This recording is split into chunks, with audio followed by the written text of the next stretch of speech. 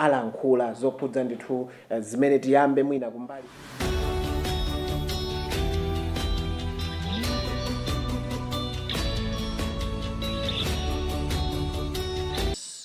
Communication from the chair.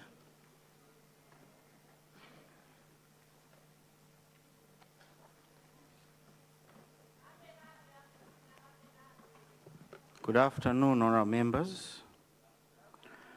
I wish to welcome you all to the second meeting in the 52nd session of Parliament, which will be the 2026-2027 budget meeting of Parliament. As you are aware, the meeting was officially opened by His Excellency the President, Professor Arthur Peter Mutharika, on Friday, 13th February 2026. This meeting is scheduled to run for 8 weeks, from 13th February to 10th of April 2026. Honorable members, I have some announcements to make. First is about the latest cabinet list.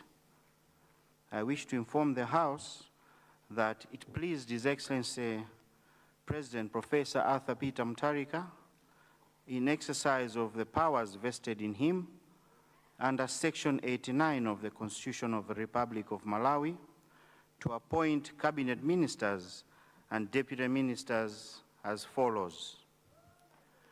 His Excellency Professor Arthur Peter Mutharika, President of the Republic of Malawi and Commander-in-Chief of the Malawi Armed Forces. Right Honorable Dr. Jane Ansah, SC, JA retired, First Vice President of the Republic of Malawi. Right Honorable Enoch Kamzingeni Chihana, Second Vice President of the Republic of Malawi. Honorable Joseph Mwanamveka, MP, Minister of Finance, Economic Planning and Decentralization. Honorable Rosa Fachi Mbirizi, MP, Minister of Agriculture, Irrigation and Water Development. Honorable Bright Msaka, SC, Minister of Education, Science and Technology. Honorable Charles Muhango, Minister of Justice and Constitutional Affairs. Honorable George T. Chaponda, MP, Minister of Foreign Affairs and International Cooperation. Honorable Madalitso Baloi, MP, Minister of Health and Sanitation. Honorable Dr. Ben Malunga Piri, MP, Minister of Local Government and Rural Development. Honorable Simon Itaye, Minister of Industrialization, Business, Trade and Tourism. Honorable Japi Muhango, MP, Minister of Transport and Public Works. Honorable Peter Mukito, Minister of Homeland Security.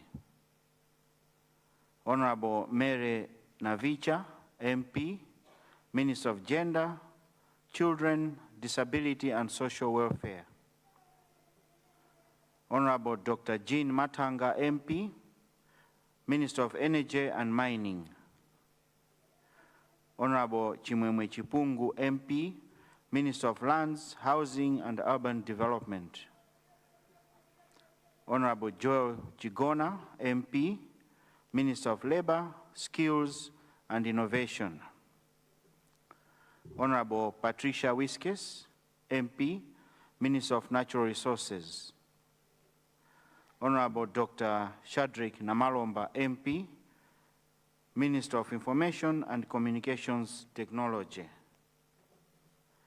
Honorable Alfred Ruwan Gangata, MP, Minister of Youth, Sports and Culture. Honorable Dr. Feston Kaupa, MP, Minister of Defense. Honorable Norman Chisale, MP, Deputy Minister of Homeland Security Operations. Honorable Martha Ngwira, MP, Deputy Minister of Gender, children, disability and social welfare. Honorable Francis Foley, MP, Deputy Minister of Education, Science and Technology. Honorable Toko Tembo, MP, Deputy Minister of Agriculture, Irrigation and Water Development. Honorable Chipiriro Mpinganjira, Deputy Minister of Natural Resources. Honorable Edgar Tembo, Deputy Minister of Industrialization, Business, Trade and Tourism. Honorable Charles Chirambula, MP, Deputy Minister of Health and Sanitation.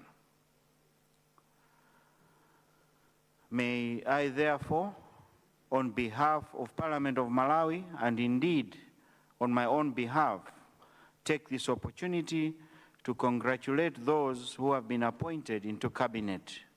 I wish you every success in your service to Mother Malawi.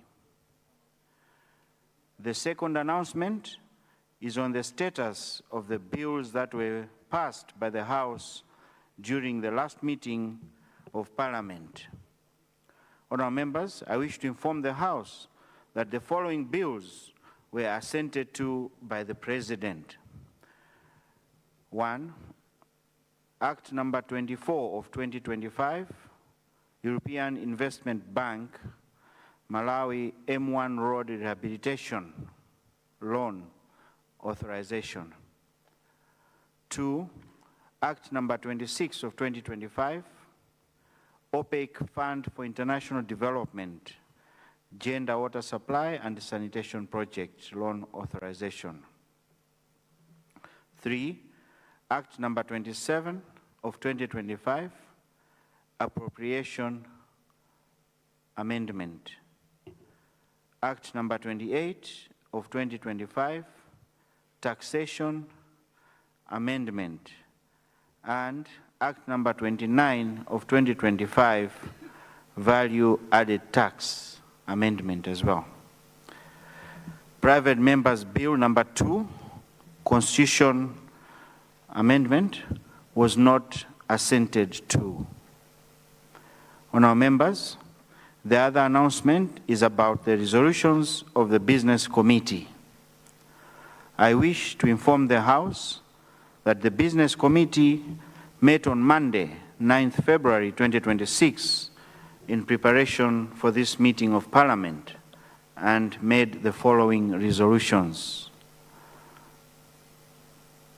A. Business Program of Business for 2026-2027 Budget Meeting of Parliament to be as follows. 1.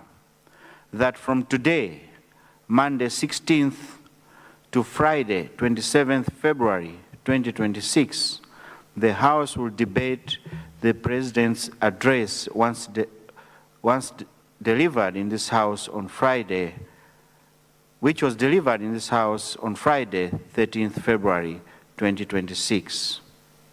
This means that the move of the motion on the President's address will wind up debate on the motion on Friday, 27th February 2026, before lunch break. 2. In the afternoon of Friday, 27th February 2026, at 2 p.m., the Minister of Finance, Economic Planning and Decentralization will present his 2026-2027 budget statement. 3. From Monday, 2nd to Friday, 13th March 2026, there will be cluster committees to consider the budget estimates. May I urge all honorable members to take this exercise seriously, because this is an opportunity for you, honorable members, to propose changes to the budget estimates presented to the House by the Honorable Minister of Finance. 4. From 16th to 20th March 2026, it will be general debate by the House. 5. From Monday, 23rd to Friday, 27th of March 2026, the House will go into Committee of Supply.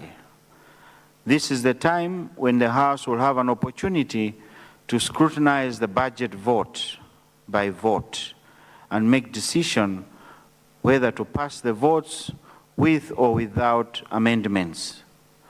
Thereafter, the House will consider the appropriation bill and tax-related bills. From 1st to 10th April 2026, the House will tackle all the remaining business items such as questions to the ministers for oral replies, ministerial statements, motions, petitions, committee reports, delegation reports, bills, and private members' business. These business items will also be considered within the entire program as and when appropriate. The House will adjourn sine die on 10th of April 2026. B, consideration of outstanding business from the first meeting of Parliament in the 52nd session. Honourable members, the Business Committee agreed that all the outstanding business items from the last meeting of Parliament should be considered during this meeting. The business includes questions, statutory reports, and constituency statements. May I therefore appeal to all honourable members to ensure that you are always available in the chamber to ensure that you participate in the deliberations for all the business items introduced in the House. Honourable members, on the outstanding bill, I wish to inform the House that the Business Committee was informed that government has since withdrawn Bill 25 of 2025, Arab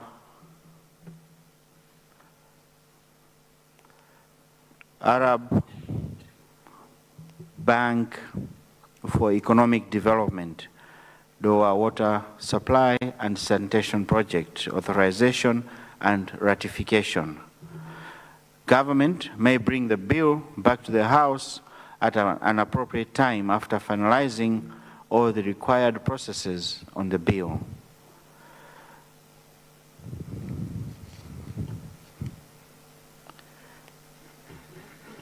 Furthermore, the Business Committee agreed to remind honourable members on the need to follow the procedure whenever they want to withdraw their questions from the order paper or make any changes to it.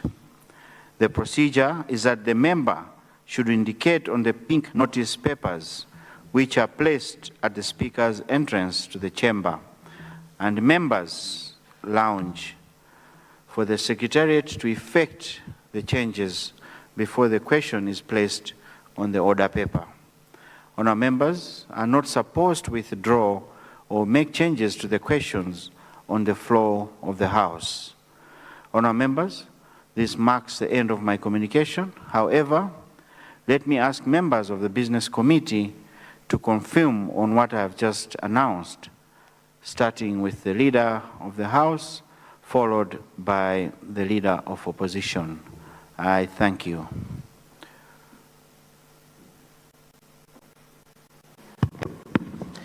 Thank you very much, the Right Honourable Speaker. And before I confirm what we just announced, I wanted to join you in welcoming all members back to this House in this very important session, the budget session. We look forward to very constructive debate as we move towards passing this important piece of legislation. Having said this, Honourable Speaker, I would like to confirm that indeed what you have announced is what transpired during the Business Committee meeting. I confirm. Thank you, Leader of the House. Leader of Opposition. Good afternoon, Honourable Speaker, Honorable Speaker, I stand to confirm that what you have just announced is what really transpired during the Business Committee. Thank you, Honorable Speaker. Thank you, Leader of Opposition. Point of order, Zimba South. Mr. Speaker, sir, through you, I was looking at the order paper that has secreted on the notices for upcoming businesses. They are in three categories: general business, government business, and also private members' business. As per the procedure, an item which is brought by a private member, it has to be, it has come forward under private members' portion. I just wanted to find out from your office, as per your announcement on the constitutional amendment that was returned to this August House. I wanted to find out, I wrote your office, I copied also the Clerk of Parliament, the intention by the people of Zimba South to retable the constitutional amendment, private members bill number 2 of 2025. I want to find out as to why maybe it's not appearing on the upcoming business, which I was anticipating that it will come, since 21 days has elapsed since it was returned, and all the procedures that are supposed to be adhered so that the bill should be tabled, I have followed it. So I was expecting it to be on the order paper. I beg to ask for your guidance, Mr. Speaker, sir.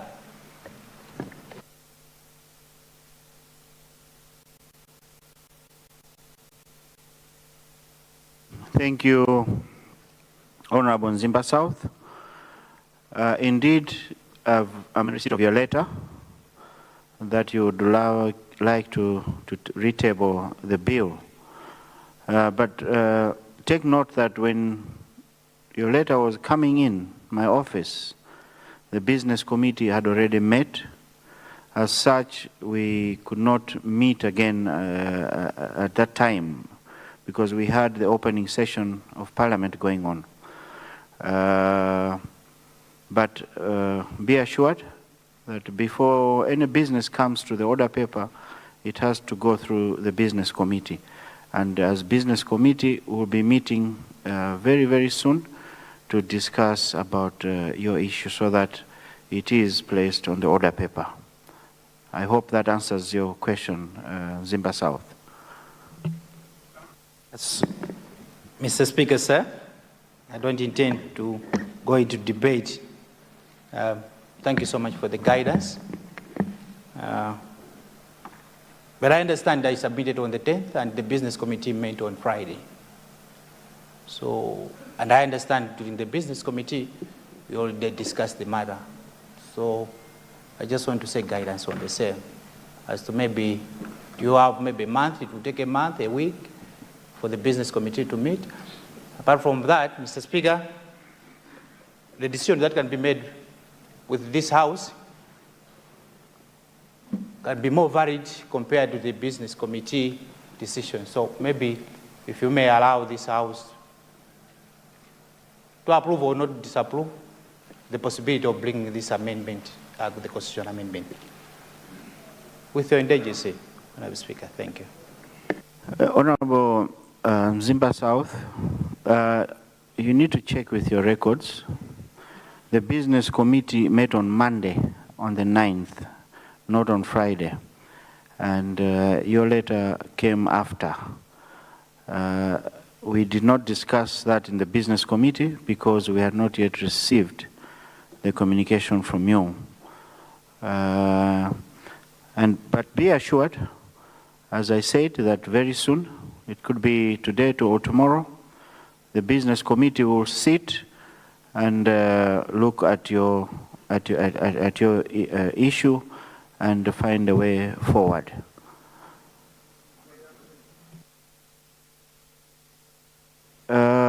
There's a... Kasina, Your Honor. Yes, what has gone out of order? First, good afternoon, Right Honorable Speaker, and Happy New Year from people of Kasina. I was looking at our standing orders. Standing Order 134, where it's talking on subsection 4, the ascension of the bill. I don't want to go into nitty-gritty of that, but having get the assurance from you that the business committee, there's a possibility that they're going to meet again with the word very soon. And very soon, just as Christians, we are waiting for the coming of Jesus Christ very soon.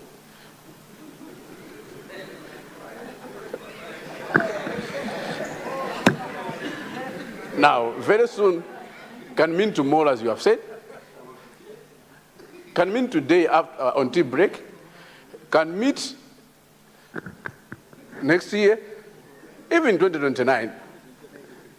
Now, according to the laws and the rules, this bill has to be retabled within 90 days. And we are within that 90 days. So therefore, I wanted to seek your indulgence, Right Honor. Is it possible that the business committee, because members of business committee are in this house, leader of the house, chief whip, leader of opposition, whip, they're already here. Can we suspend that you go and meet as business committee so that CDF bill should be on this upcoming business, because private members' day is this Thursday. And we need to finish it within 90 days. I submit, Your Honor. Thank you, Kasina. Let me remind you that this is a house of law. It's not a house of God. It's not a church. So very soon means very soon. As I indicated that point of order. It will be a day or two. Point of order. We'll be meeting. And that issue has already been communicated to us. But also be aware that it's not automatic. It's the business committee that decides whether the business should come back in the house or not. So I cannot say much, but wait for the business committee. And as a speaker, I'll make sure that within 2 days, the business committee meets and find a way forward. That's, I hope that answers to your question. No, much obliged to your speaker that you have said 2 days. So 2 days start today, meaning on Wednesday or thereabouts, we are going to wait for this person. I submit. Thank you so much.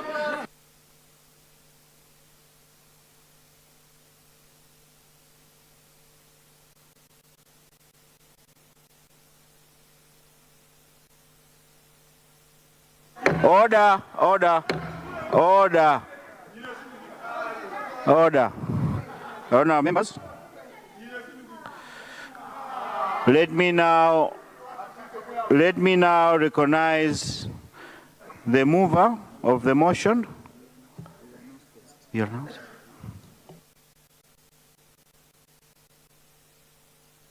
Front desk. Government business. Motion on the President's address that this House do agree with the address graciously delivered by His Excellency the President, Professor Arthur Peter Mutharika, on Friday, the 30th February 2026. Thank you. Let me now recognize the mover of the motion, Honorable Member for Mulanje Southeast.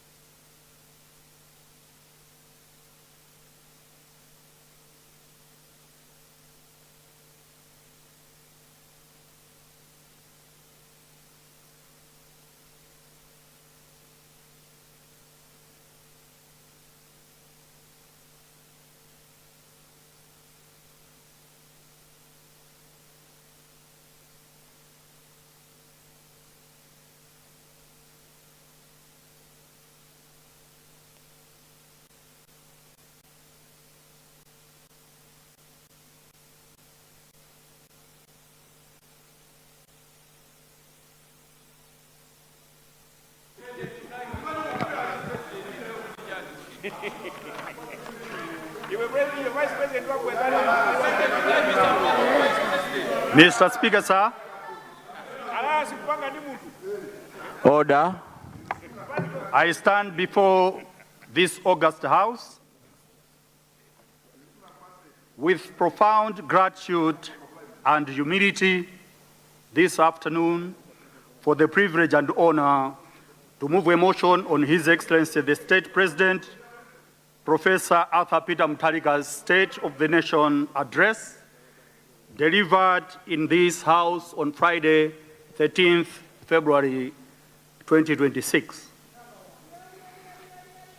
The people of Mlanje Southeast, Mr. Speaker, sir, would like to sincerely thank and congratulate His Excellency, the State President, Professor Arthur Peter Mutharika, for a clear, concise, and credible State of the Nation address.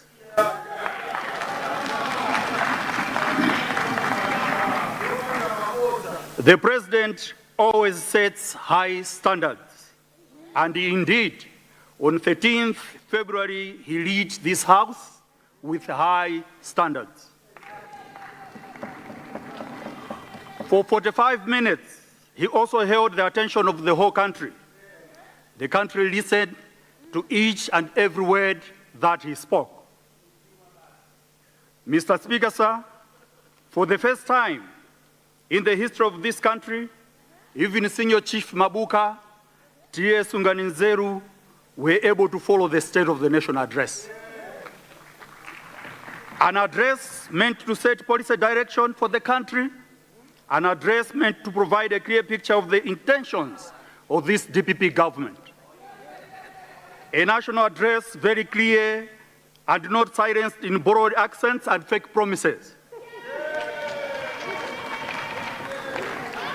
A State of the Nation address that kept everyone awake, taking people sector by sector. Mr. Speaker, sir, government policy needs to be credible. Credibility of government policy should be taken to the bank and cashed. When a president says no one will die of hunger, people should believe that no one will die of hunger. If a government says that it has embarked on austerity measures to reduce expenditure, people should believe that they will not see their president and ministers gallivanting and globetrotting. For the first time, we have a president who understands what needs to be done.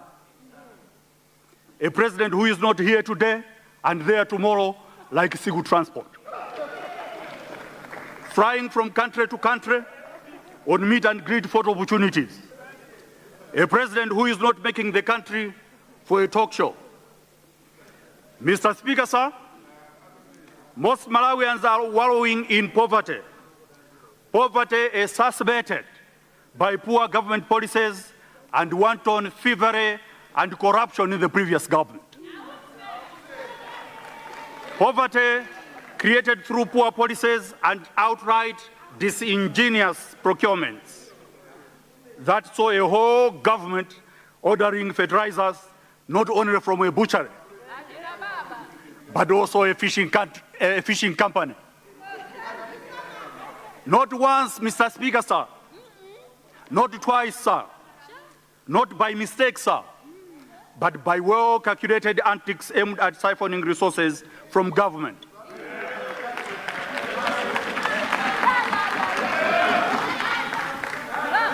Just to impoverish Malawians.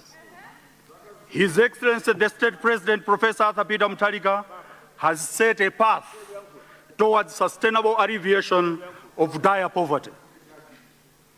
Mr. Speaker, sir, the price of maize is going down. Affordable maize is available in markets across the country. For the first time in the history of this country, people are not queuing for Madea in February. February, Mr. Speaker, sir, was a dreaded month. Women used to sleep outside ADMAC depots queuing for maize that was deliberately being hoarded. In February, people were eating chitete. In February, people were eating nyika. In February, people were eating pounded maize stalks. In February, people were eating grass seedlings. People were eating madea kachas. People were literally tying impango around their stomachs to ease hunger pains. Mr. Speaker, sir, in a bid to make profits, some people were willing to sell Malawians to poverty. They hoarded maize in the hopes they would make money out of deliberately induced hunger crisis. Within 4 months of a credible government policy, maize prices are tumbling. Today, a bag of maize is selling between 38,000 and 55,000. The vendor who would tell us he didn't have maize when we wanted it is now banging on our doors, asking if we needed maize. Mr. Speaker, sir, during the previous government, maize became a speculative commodity. However, the state president understands that maize is a strategic crop.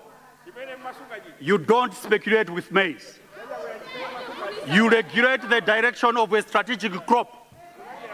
You subsidize the production of a strategic crop. And this government knows that once you get maize right, you can stabilize the economy.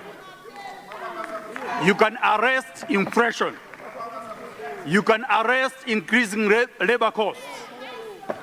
When a man goes out to get piecework and gets 5,000, he knows anakaja. Mr. Speaker, sir, within 4 months, AIP fertilizers has already reached every corner of this country. Coverage has gone up from 45% to 65%.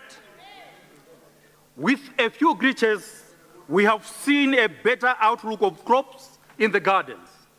Improvements in the AIP IT systems has helped more beneficiaries to benefit from AIP, and the forecast of a bumper crop yield is not surprising. People in Senior Group Mulima, Senior Group Nkuta, Senior Group Kashoni, Senior Group Mambulu, Senior Group Duswa, Senior Group Njirambo, Senior Group Chimwaza, Senior Group Nsona, Senior Group Mbusu, and Senior Group Mabuka are very grateful to the state president. They can afford to eat in February. People are not running away from villages to towns. Many are no longer running away from their families out of desperation. In most parts of the country, the gardens are lush green. A bumper harvest is being forecast. Mr. Speaker, sir, within 4 months, this DPP government, under the dynamic and wise leadership of Professor Arthur Peter Mutharika, has managed to resolve what used to be a perpetual crisis, fuel crisis. There was a time, Mr. Speaker, sir, that we used to sleep at filling stations even as we were going towards the polls in September 2025. A time we would chase fuel tankers to any destination they were heading to. A time we would park vehicles overnight at filling stations, not because we had information that they would get fuel, but out of desperation. There was a time we bought fuel on the black market at 18,000 per liter.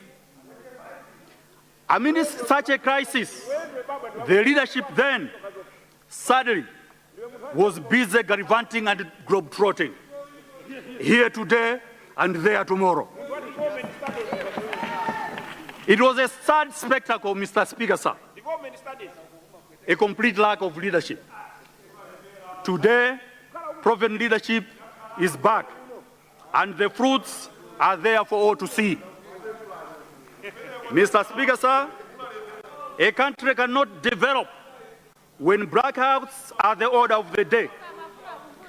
Industries suffer because of downtime. Investors shun the country.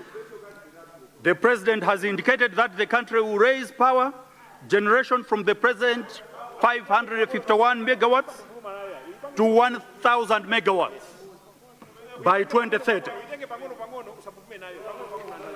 Already, the restoration of 31 megawatts from Tezan, 10 megawatts from Leipre biomass, and the other 10 megawatts from Kanjoka solar plant is making a difference. Blackouts are slowly disappearing. Just in 4 months after the DPP took over government, we have power every day.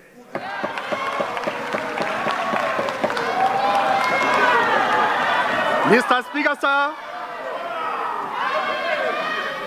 there was a time, Mr. Speaker, sir, there was a time coming to Parliament when the President was presenting his address was life-threatening. You would have pangas coming to Parliament.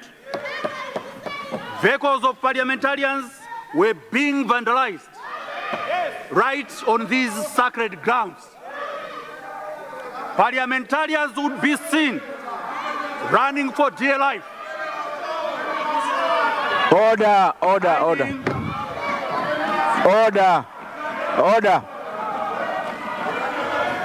Hiding in the members' lounge, failing to get out of Parliament for fear of being manhandled right here in Parliament. Security degenerated. Panga wielding thugs would freely roam the streets. It was a total breakdown in security. Putting on DPP regalia was a warrant for trauma.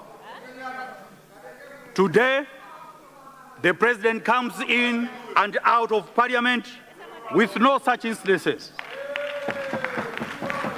Could you see? That, Mr. Speaker, sir, is what we call leadership and return to rule of law. Mr. Speaker, sir, the state president doesn't wax lyrical. He has called on Malawians to take charge of their destiny. If we must get out of the mess that was created, we need to do some hard work. We must contribute a little more than before. We need to contribute a little more in taxes. While nothing without us was rhetorical, today it is a call to action, a rallying point. We cannot dream of a better Malawi without giving it our best. Yes, our pen and labor, Mr. Speaker, sir, will bring better roads and sustain supply of essential drugs in our health facilities, among many other benefits.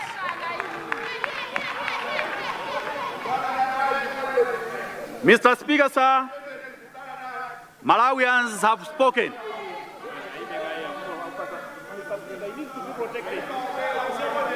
Mr. Speaker, sir. Honorable member, please hold. Honorable members, can I please have silence? I am double checking what the honorable member is saying with the president's address, and I'm enjoying following it. So please, let's have silence, please.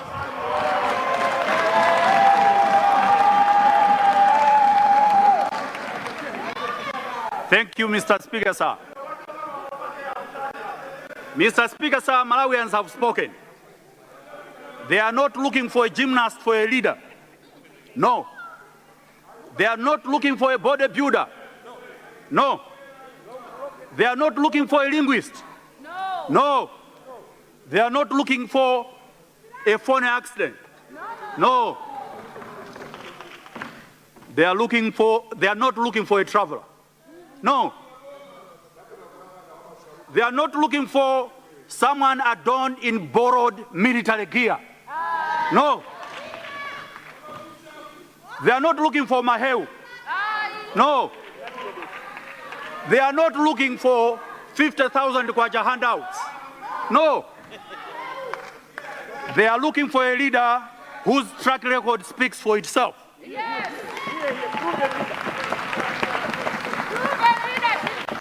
They tried the rest in 2020.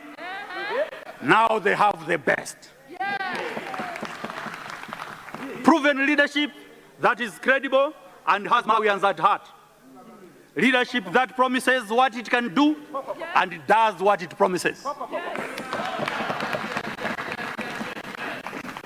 Mr. Speaker, sir, this country experienced a sad moment in the past 5 years. Never again, never again. Every Jim and Jack would become a principal secretary. Principal secretaries are top technocrats for ministries and government departments.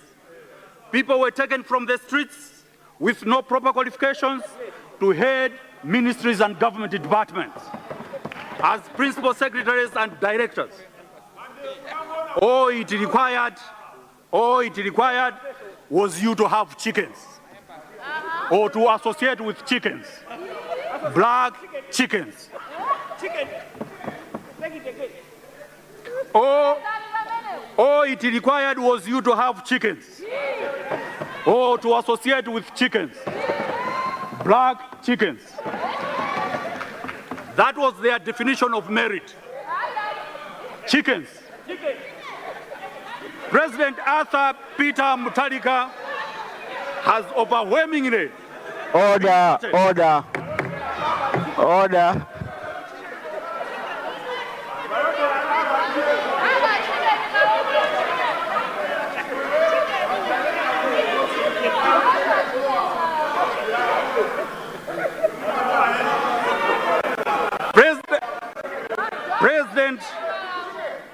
President Arthur Peter Mutharika has overwhelmingly been voted by all manner of people from all walks of life. Those with chickens voted for President Mutharika. Those with maize voted for President Mutharika. Those with padlocks voted for President Mutharika. Even those who claim to eat their own things voted for President Mutharika. Even those who tame birds like Chombakanga voted President Mutharika. Even our partners, who we proudly point at with 2 fingers, voted for President Mutharika. That is why President Mutharika wants the public sector management to be a beacon of high standards. He wants performance-based promotions. He wants merit to be the keyword. He wants a corrupt-free public service. He wants a streamlined public service. The wage bill of the public sector is currently not sustainable. That is why he has reduced the number of principal secretaries from over 80 to 37, leading to over 142 million kwacha savings per month, just in salaries, fuels, and airtime. Mr. Speaker, sir, many more irregularly employed public servants at director level and below will be flushed out of government after the completion of the ongoing personnel audit. Yes. This is not witch hunting, Mr. Speaker, sir. It is an act that will bring sanity and reward more deserving employees. In the process, we hope that our young men and women from Mulanje Southeast will have a fair opportunity to be employed. Ku army, ku police. Coming from that notorious destination along Chinji Road should not be a qualification to get oneself into Malawi Police Service. Mr. Speaker, sir, there is nothing more frustrating for health personnel to sit and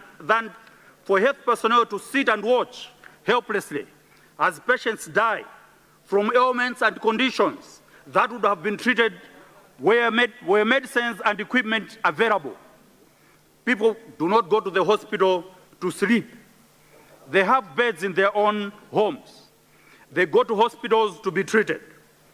Continuous investments in the health sector will help us towards our vision of having a health nation, a feat that President Mutharika is walking the talk, as seen in the commitment of this government to raise the health budget by 17 billion during the mid-year budget review. Now, as I speak, Mr. Speaker, sir, essential drugs are available in our health facilities. And we have an extra 5 billion kwacha for children immunization from our own resources in an era where we have a reduction in donor support. Mr. Speaker, sir, our population is hovering around 22 million, and our GDP is estimated to grow by 3.8% this year. While this is a challenge, I believe it is compounded by the fact that our population is largely illiterate and lacks skills. This is why Professor Peter Mutharika is advancing free quality education from basic to higher education. If we can invest in education, our human development index will improve, and our population, instead of being a burden, will be an asset. Currently, other countries are facing labor gaps. Therefore, we need educated and skilled labor to take advantage of that gap. Reintroduction of pre-primary education, no tuition in secondary schools, and increased number of beneficiaries for students' loans for tertiary education from 32,000 to 38,000 by this government is aimed just to do that.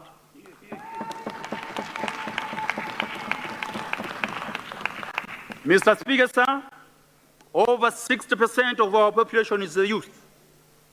This segment of our population has a lot of potential. The reintroduction of community colleges will go a long way to train and empower them with skills and making them ready for industry and self-employment. Mr. Speaker, sir, the graduate internship program has been a relief to many graduates. It is ironical that in the state in which our economy is, we can have the luxury of having graduates in the court with no employment. The future of this country is in skilled labor. Therefore, the 100 million soft loans for the youth in each constituency will act as a launchpad into business for the youth. Mr. Speaker, sir, this government has committed to move more resources to the local structures for development.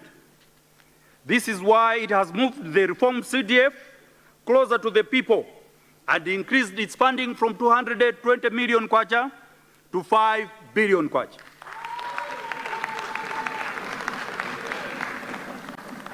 This move is revolutionary. We were bemoaning that most government resources were being spent at the center. Now, a huge chunk of these resources are going down to the constituencies. Honorable, you have 2 minutes. This, Mr. Speaker, sir, is fiscal devolution. Mr. Speaker, sir, Malawi's economic growth will largely be accelerated by the growth in the mining sector. The President is aware that we can only realize real benefits from this sector if we reform it. The reforms should be deliberate and calculative, beginning with a review of all mining contracts and agreements, and building capacity in contract negotiations and exploration. The policy direction set by the President, Mr. Speaker, sir, need to be supported by all well-meaning Malawians, including our friends across the aisle. Mr. Speaker, sir, our foreign affairs missions have largely been a drain of national resources, with nothing beneficial to point at in return. Our diplomatic offices are supposed to be the face of this nation, hubs of economic engagement. Reconfiguring these diplomatic missions is very timely. Therefore, government's effort to transform them into hubs for investment and remittance should be applauded. Mr. Speaker, sir, the state president has called on all ministries, departments, and agencies to embrace digital technology. When the president speaks, it is policy. It is a directive. It is surprising, Mr. Speaker, sir, that as a country, we are averse to technology. Even where technology platforms are available for banking services, we still want to walk into the banking halls to transact. Mr. Speaker, sir, rehabilitation and maintenance of rail lines between Bangura and Malaka, Kanengo Nchinji, and the proposed feasibility study to connect the central and northern region will go a long way in reducing local transport costs. We need to have functional rail lines even in urban areas. Connecting the center to the north will reduce import costs of most of our products that we import through the northern corridor. Now, member, because you were disturbed, I'll give you an extra 1 minute.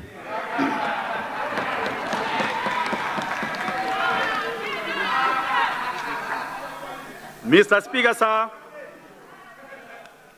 in the past 4 months, we have seen tremendous developments. We have witnessed the true definition of the path to economic recovery. We are sure Malawi will continue this trajectory towards delivery of people-centered development. And the State of the Nation address was aptly themed. It is important, Mr. Speaker, sir, to note that President Arthur Peter Mutharika has had it all. He has been a university professor. He has been all over the world. He has flown business class. He has rubbed shoulders with people that matter. He has been a member of parliament. He has been a minister.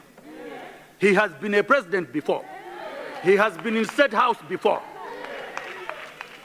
He is doing all this for us.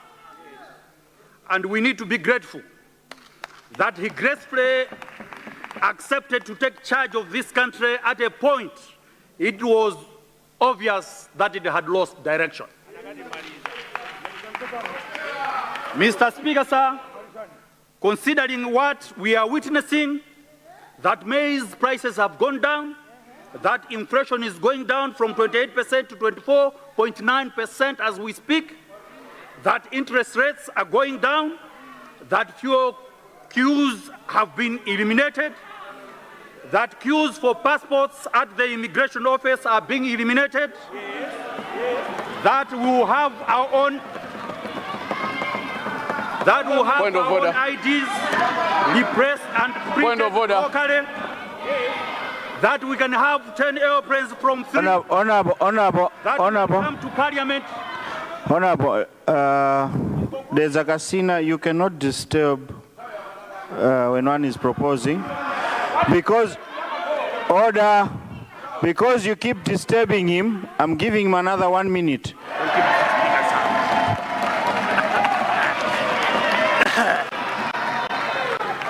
Point of order. Point of order. Consider winding Point of order. up. Mr. Speaker, sir. Point of order. Point of order. That we can come. Point of order. Please switch off your mic. You cannot switch on the mic if I have not recognized you. Let Honorable finish, then I'll attend to your point of order. He's winding up now. Mr. Speaker, sir, that we can come to Parliament without being harassed, that nobody is eating Madea or Nika during this month, that we have a president who prioritizes Malawians, a president who stays in the office and is not here today and there tomorrow. Mr. Speaker, sir, this is a true definition of proven leadership. Mr. Speaker, sir, with these few remarks, I therefore beg to move that the House supports the SONA and debate it with the spirit of patriotism. Mr. Speaker, sir, I beg to move. Thank you. Thank you.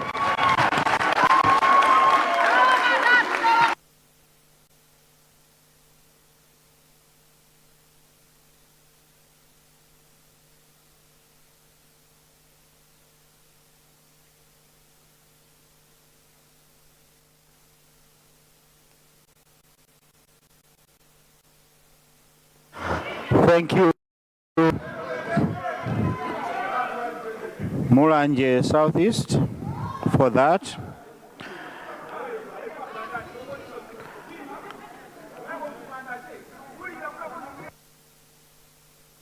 Honourable members, let's take our seats. Mulanje Southeast.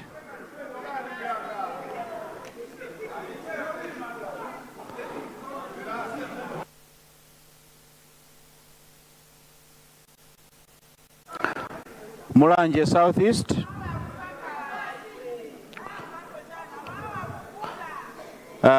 May I now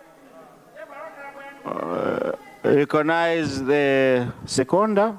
But before I do that, honourable members, I wanted to correct Mulanje Southeast, since I'm very aware of what he said. Siku Transport says here tonight, there tomorrow, not here today, there tomorrow.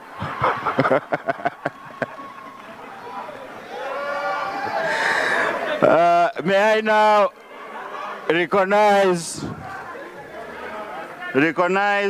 Honourable Member for Neno South, who is the seconder.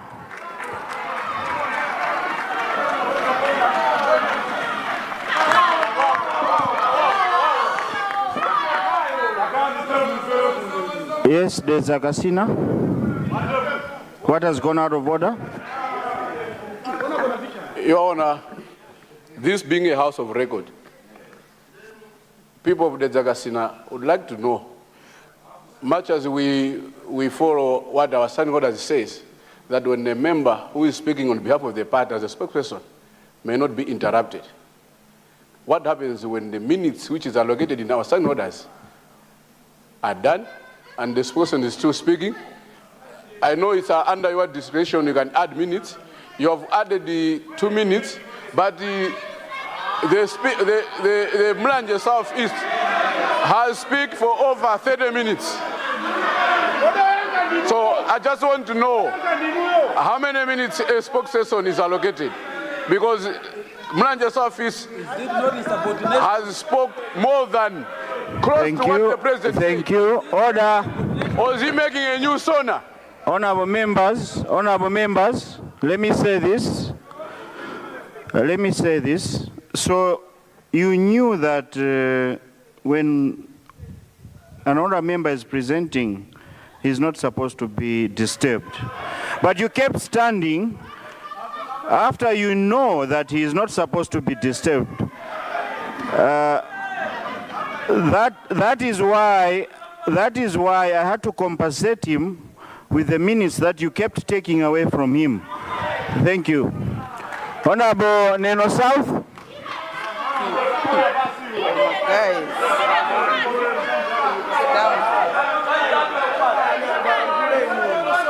Thank you, Mr. Speaker, sir. On behalf of the people of Neno South, I would like to thank you for recognizing me to second this motion.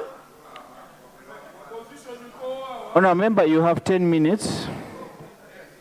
I rise today to second the State of National Address delivered in this August House by His Excellency Professor Arthur Peter Mutharika.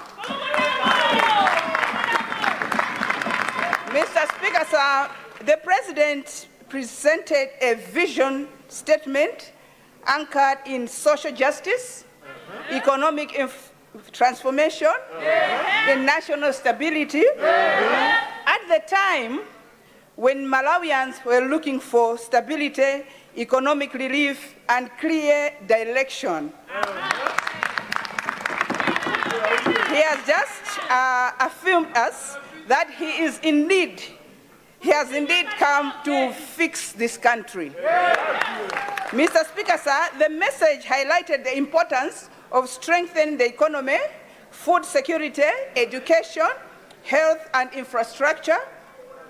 This priority resonates deeply with the needs of Malawians. Mr. Speaker, sir, this country was in a mess before the President rescued it.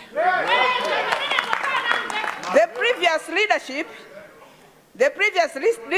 that did not know how to run this country. They messed up big time in areas, in sectors like food security, economy, security, just to mention a few. But within the first few months of His Excellency Professor Arthur Peter Mutharika's leadership, Malawians have started to see the change the DPP government and the leadership promised them.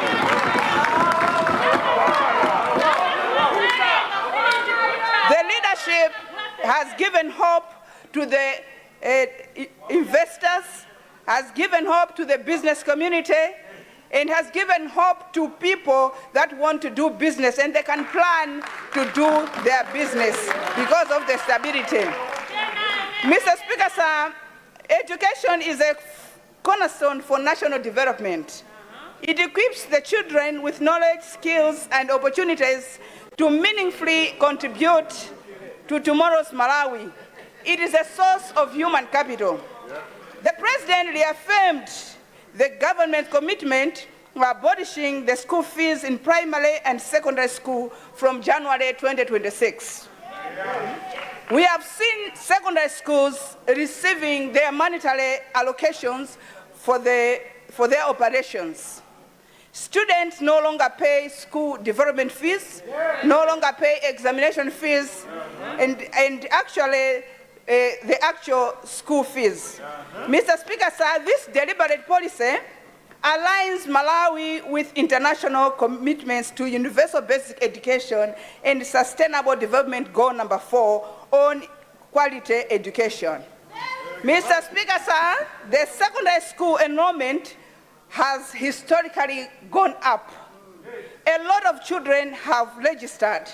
More girls have gone back to school, all thanks to Adadi. The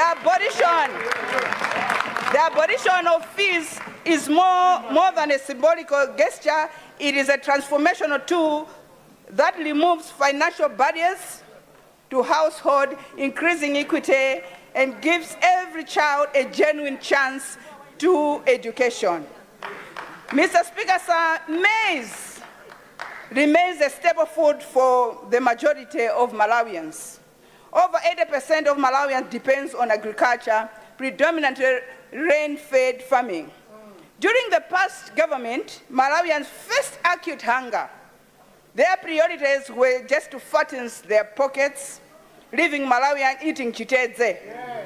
I want to report here that in my constituency, one woman died because of hunger.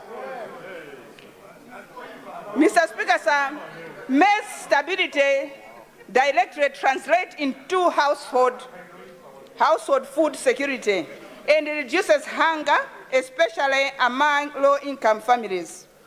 Mr. Speaker, sir, we have seen maize prices going down up to 38,000 kwacha. Thanks to great leadership of Professor Arthur Peter Mutharika. The government intervention has helped stabilize maize availability nationwide and prevent what could have been a national humanitarian crisis. And we have seen those that took government money to grow maize and later hiding the maize so that they should sell it at a higher price, bringing back the same maize to our admarks at Inkulukuta's Moyo price. Mr. Speaker, sir, our president promised us that no one is going to die of hunger. I can assure you, Mr. Speaker, sir, that people in Group Village Headman Feremu, people in Group Village Headman in Salawata, Chimpazi, are now eating at any time they feel like eating. Mr. Speaker, sir, Malawi economy has long relied on agriculture. Whilst the mining sector remains, while this sector remains vital, contributing to 25.8% GDP, diversification is necessary to reduce vulnerability and generate jobs. Mining has transformative role in economic growth, and it is encouraging to see a continued commitment to unlock this important sector in a reasonable and strategic manner. Mining sector as an engine of growth has the potential to attract and generate revenue for infrastructure, education, health, community development, while creating employment if pursued with clear governance, environment protection, and local community involvement. Mr. Speaker, sir, youth unemployment and economic exclusion remain major challenges. The young population carries much potential. Mainly half of Malawians are the youth, yet many face joblessness and economic insecurity. Mr. Speaker, sir, His Excellency's initiative to give affordable loans to women and youth is a critical step towards empowering them and participate fully in the Malawi's economic growth and build sustainable livelihood of themselves and their families. As a woman, Mr. Speaker, sir, I would like to thank His Excellency Professor Arthur Mutharika for including women, because women often face financial exclusion. This has given a woman platform to stand up, support their families. Mr. Speaker, sir, not every youth can work in an office setting. Youth with skills but no capital are otherwise unable to actualize their potentials. Mr. Speaker, sir, while financing this essential, we must also promote business skills training, market linkages, and mentorship for entrepreneurship. Mr. Speaker, sir, I would fail my people if I'm not going to thank His Excellency Professor Arthur Peter Mutharika for putting Neno Tsangano Road in his plans. Mr. Speaker, sir, this road has been there, and it has become a tool for campaign for a lot of presidents who failed to run this country. I would tell you, Mr. Speaker, sir, that this road, the one who started building this road, constructing this road, it was in Kulukuta Moyo. Now that Kulukuta Moyo is back, the people of Neno, we know that he's going to finish that which he started. Mr. Speaker, sir, on corruption undermines development, weakens institutions, and deprives citizens of essential services. It is therefore encouraged to hear the renewed focus on strengthening oversight, enforcing the rule of law, and promoting ethical leadership across the public and private sector. Mr. Speaker, a clear and concise approach to tackling corruption will create a fair environment for business, attract investment, and improve service delivery in key areas such as immigration, road traffic, health, and infrastructure. Mr. Speaker, sir, the President has vowed to arrest anyone, and he meant anyone, be it a politician, a member of parliament, government officials, and don't say President Mutharika did not warn you. Even those that have got cases, you better start packing your things and report yourself. Professor Arthur Peter Mutharika, akumangani. Mr. Speaker, sir, on closing, I would like to congratulate His Excellency Professor Peter Mutharika for this address rooted in economic stability, human development, and national hope. He has outlined areas where progress has begun and where continued legislative and financial support is necessary. Mr. Speaker, sir, let it be to every one of us to expand Honorable, consider winding up. Ensure food security to all citizens and unlock the value of natural resources. With these few remarks, I therefore rise to second the President's national address, and I beg to move that this address be debated in the August House. I thank you, Mr. Speaker, sir.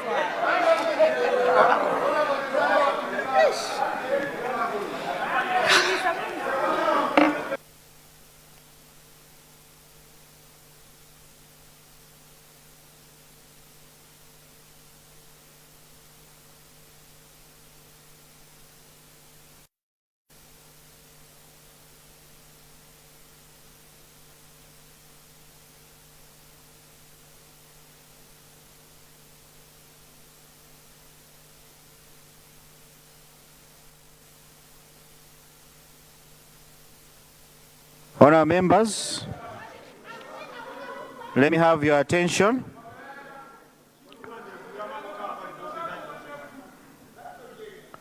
Let me have your attention. I'm now supposed to recognize leader of opposition, but I'm looking at the time. Honourable Zakasina, please return to your seat.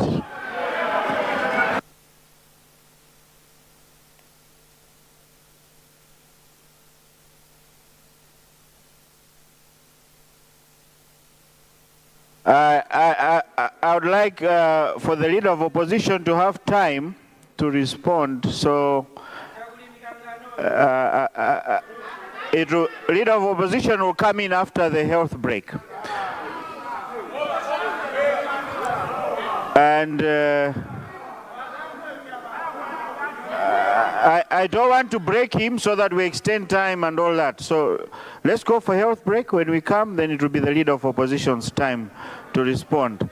But before we go for health break, honourable members, I have one announcement to make. Honourable members, you will recall that about a month ago, precisely on 8th January 2026, the former First Deputy Speaker of the House, Honorable Mandaliso Fred Kazombo, passed away after a short illness. And since this is the first sitting for us to gather together after this very heavy demise, I would like to request that the House should observe a moment of silence in honor of our dearly departed brother and friend. So let us all stand, honour members, and observe a moment of silence.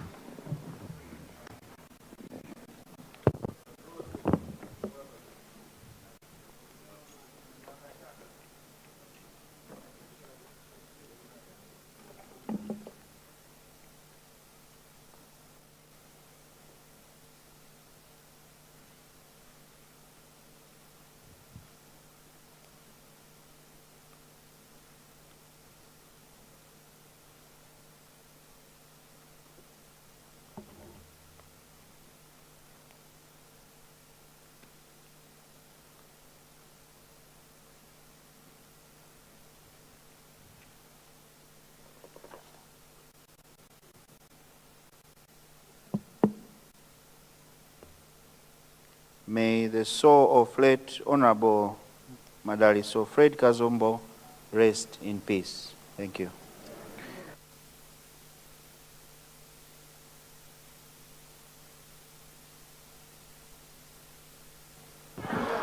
Honour members, we go for health break for 30 minutes. Therefore, we'll return at 16:07. House suspended.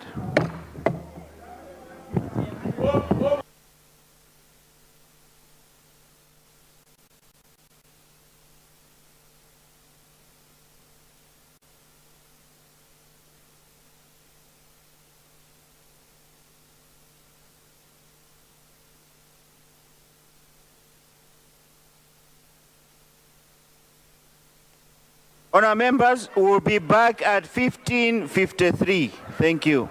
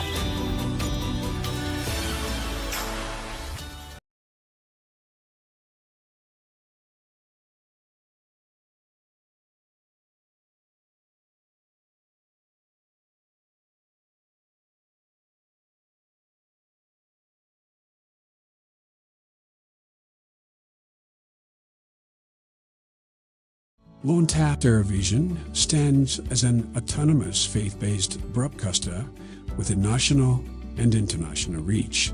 Experience the difference with LUNTHA Television, where innovation meets experience. Our dedicated team, backed by cutting-edge technology, ensures seamless execution and unparalleled results. LUNTHA guarantees credibility and professionalism in all its endeavors and services. We offer, among this, production and broadcasting of jingles, music videos, narratives, documentaries, press services and programs on location or outside, live broadcasting of mass and other church functions, government or indoor functions, and political rallies, creation and broadcasting of special programs, sponsored content, sports and entertainment, and advertising for small, medium and large enterprises. All services are offered at competitive prices. Tune in daily to catch LUNTHA Television on Dziko on Channel 51, Starsat Channel 474,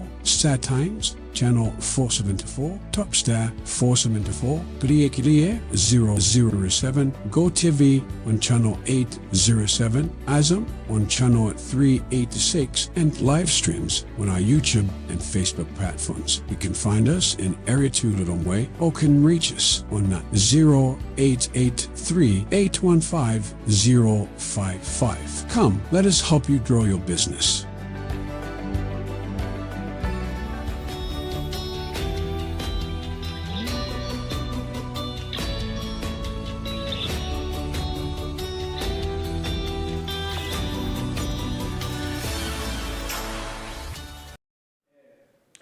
takulandiraninso pakanema wanu wa LUNTHA TV ndipo tikupitiriza kukupatsirani tsatanetsatane wa zimene zikuchitika ku nyumba ya malamulo. Mungokumbutsana kuti mtsogoleri wa dziko adatsegulira ndithu nyumba ya malamulo lachisanu lapitali, ndipo mukutsegulira kwawo president adalankhula ku mtundu wa Malawi zinthu zimene boma lawo likuyembekezera kuwachitira Malawi. Tisanapite ku nyumba ya malamulo tinapezamwayi ndithu tinali pano tinayankhulana ndi Dr. George Jaima amene anayamikira zimene mtsogoleri wa dziko lino adalankhula lachisanu. Apanso tsopano taona aphungu akunyumba ya malamulo kuyamba kukambirana zochitika ndithu mnyumbayi, koma zopatsa chidwi kwambiri zimene zachitidwa tsiku la lero, chifukwa taona ndithu pamene zokambirana zizimayamba phungu amenewa Sosten Gwengwe amene ndi phungu wa Malawi Congress Party amene amayimira ku Lilongwe Msodzi North, kuti tsopano mnyumbayi ayamba kukhala kumbuyo kwa mipando ya aphungu otsutsa anyumbayi makamaka amenewa Sosten Gwengwe. Izi zikutsatira chifukwa cha pempho lawo limene iwo Gwengwe adapereka sabata lapitali kunena kuti awalole kuti asunthe achoke kumakhala kutsogolo ayambe kumakhala ndithu kumbuyo kumene iwo ayamba kukhala. Izi ndi zina mwa zimene ndithu mmene imayamba nyumba ya malamulo zachitika, komanso panthawi imene amayamba aphungu ndithu tsiku la lero mu mzinda wa Lilongwe. Kunena zoona anayamba kusonkhana mwa pang'ono-pang'ono sanabwere ndithu chigulu mmene timadziwira mucha. So zokambirana sikuti zatha, zokambirana zili nkati, komabe ena nkumanena kuti kodi nanga mwangotiuza kuti Agwengwe tsopano ayamba kukhala kumbuyo nyumbako, ndi zina ndi ziti zimene zachitika mnyumbamo. So lero ndi tsiku limene akuyembekezera simplex chichola banda rid of opposition mu nyumba ya malamuloyi kulankhula ku mtundu wa Malawi, kuyankhapo kwa zimene a president adalankhula mu sona yawo. So maso kwambiri ali pamenepo kunena kuti kodi amenewa a leader of opposition alankhule zotani. Komano mwina mwachidule wauza anthu mwazina zimene zachitika mnyumbayi tsiku la lero pamene ndithu aphungu amakumana. Taona ndithu kutena kuti boma lapanga withdrawn the Arab Bank for Economics Development Dowa Water Supply Authorization Bill imene ya chaka cha 2025. Amenewa aphungu a nyumba ya malamulo, aspikala a nyumba ya malamulo Asamia Suleiman ndamene ndithu alengeza nyumbayi kunena kuti government ipanga reintroduce bill imeneyi mnyumbamo. Izi zikutanthauza kuti kupanga withdrawn kumeneko inali project imene ndithu I think imapititsa madzi ku anthu akudowa kuti apeze ndithu adzitha kumamwa madzi abwino. So akunena kuti apanga kaye withdrawn koma sikuti athetsa chifukwa anenanso momveka bwino kunena kuti ayipangenso reintroduce bill imeneyi mu nthawi yake yoyikika. Mwina kapena pali zina mwina zotumphuka zimene mwina zachitika kunena kuti ayikepo mwina ma question mark, koma izi ndi zina mwa zimene zachitika tsiku la lero. Mwina mzanga uli ndi zowonjezera? Okay, ndimangofuna ningonjezera popanga withdrawn po ngati ukukumbukira pano timakambirana kuti imaoneka kuti boma la DPP la panoli limakhala very attentive to what the public is saying. I hope kuti alipo ena yake mwina amene anadandaula ndi some of the conditions amene anali mu bill imene icha, then ukhulupira kuti they are going to reform other things and then they'll come back. Chimene chiti chinthu chabwino. China ndimafuna ningoyikirapo ndemanga pa nkhani ya Sosten Gwengwe. Nkhani janitayona kuyambirira pa social media ninkati it's just a propaganda. Saname, when I saw it, I was very doubtful, very skeptical. Is this zingachitike? Okay. Because I was asking myself, so what can be the reason for somebody to be asking to go, to be sitting in the back? And then it might be that maybe there are some other issues in their party. So, ndinganene kuti poti pempolaulija palibe ma reasons ngati unaonesesa. So we should not be here to speculate kuma ife tinene zimene tinaona. Analemba kuti akupempha kuti achoke mipando yakutsogolo ndikukhala mipando yakumbuyo. Zimene ziso zangochitika after 2 if not 1 week after being arrested, atamangidwa. And it's also giving some questions. Kuti mutu betu makamaziswa kuti what did happen there? Ndi mwachidule ndingangole na choncho. Mwina wapatsaso amalawi chithunzithunzi zina zimene ayembekezere ku nyumba ya malamulo chifukwa pa February 27 February chaka chinocho nthawi kamadzati 2 koloko ku nyumba ya malamulo Joseph Machola mwanamveka akuyembekezera kukapereka ndi mundondomeko ya zachuma national budget ya chaka cha 2026 2027 alengeza izi ndi speaker la nyumba ya malamulo Asamie Suleiman ndipo mukulankhula kwawo anena kuti ndithu nduna amenewa mwanamveka akuyembekezera kuti Friday masana ndithu pa 27 pamenepa February ndi pamene mtundu wa Malawi udzamve kuti kodi mundondomeko ya zachuma ayikamo zinthu zotani. Izi ndi zina zimene ndithu zachitika ku nyumbayi ya malamulo masana ano. Tikapita mbaso tipitirira ku nyumba komweko masanaso ano kwachitikanso ndithu nkhani ina yopatsa chidwi kwambiri imene ndithu tikuona phungu wa Mzimba South Emmanuel amenewa chambula nyina Jerry kapena ndingonena kuti mwina Emmanuel Jerry afunsa speaker wa nyumba ya malamulo akuti ndi chifukwa chiyani kuti ganizo lawo lobweretsanso bilu yosintha lamulo lalikulu la dziko lino la kuti ayikemo nkhani yokhudza Constituency Development Fund CDF ndikayendetsedwe kake sikuoneka pa chikalata cha zokambirana nyumba paper order. Ukakumbukira nkhani imene iso pamene anabweresa ndomweyo bilu imene anabweresa ndomweyo. So ndi nkhani ina imene ikuoneka kuti khangati sidate nkhani ifa chete timuona ngati kuti mwina kapena koma kuiona imene ibweranso imene ndipo mwina sizikhala zodabwitsa kuiona ikubwerera. So ndi nkhani ina imene anthu ali nayo chidwi kwambiri chifukwa ndalama zijandi zambiri 5 billion kwacha ndi ndalama zambiri and that's why mwina ukaona pozindikira unena kuti Constituency Development Fund upatsidwa ndalama zambiri a president Musona ndimamvera ndi chidwi adakamba za dashboard kuti ndalama imene ikadzapangidwa dispersed azizaona unenotoke kuti awawata apasamwa kuti so far apanga zotani to be able kumaonetsa the dashboard.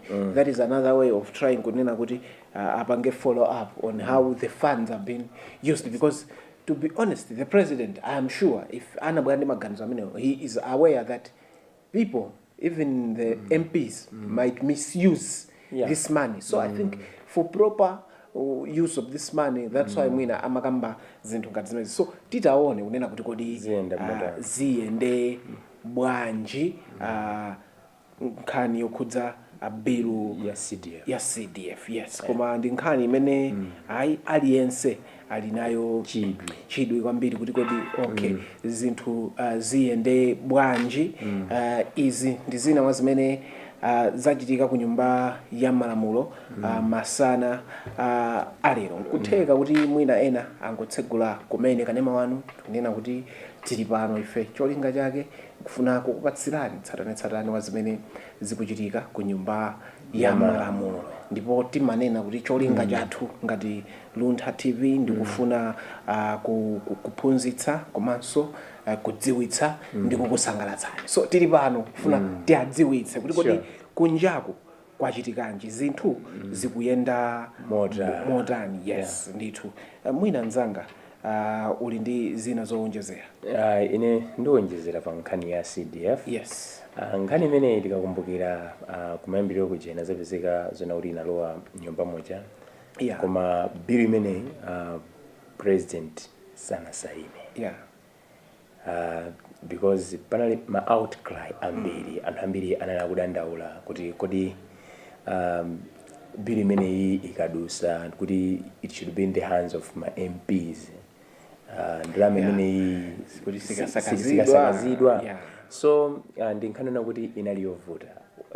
Chimene sindizayiwala chimene ndaona zoti we are having a long way to go as a country.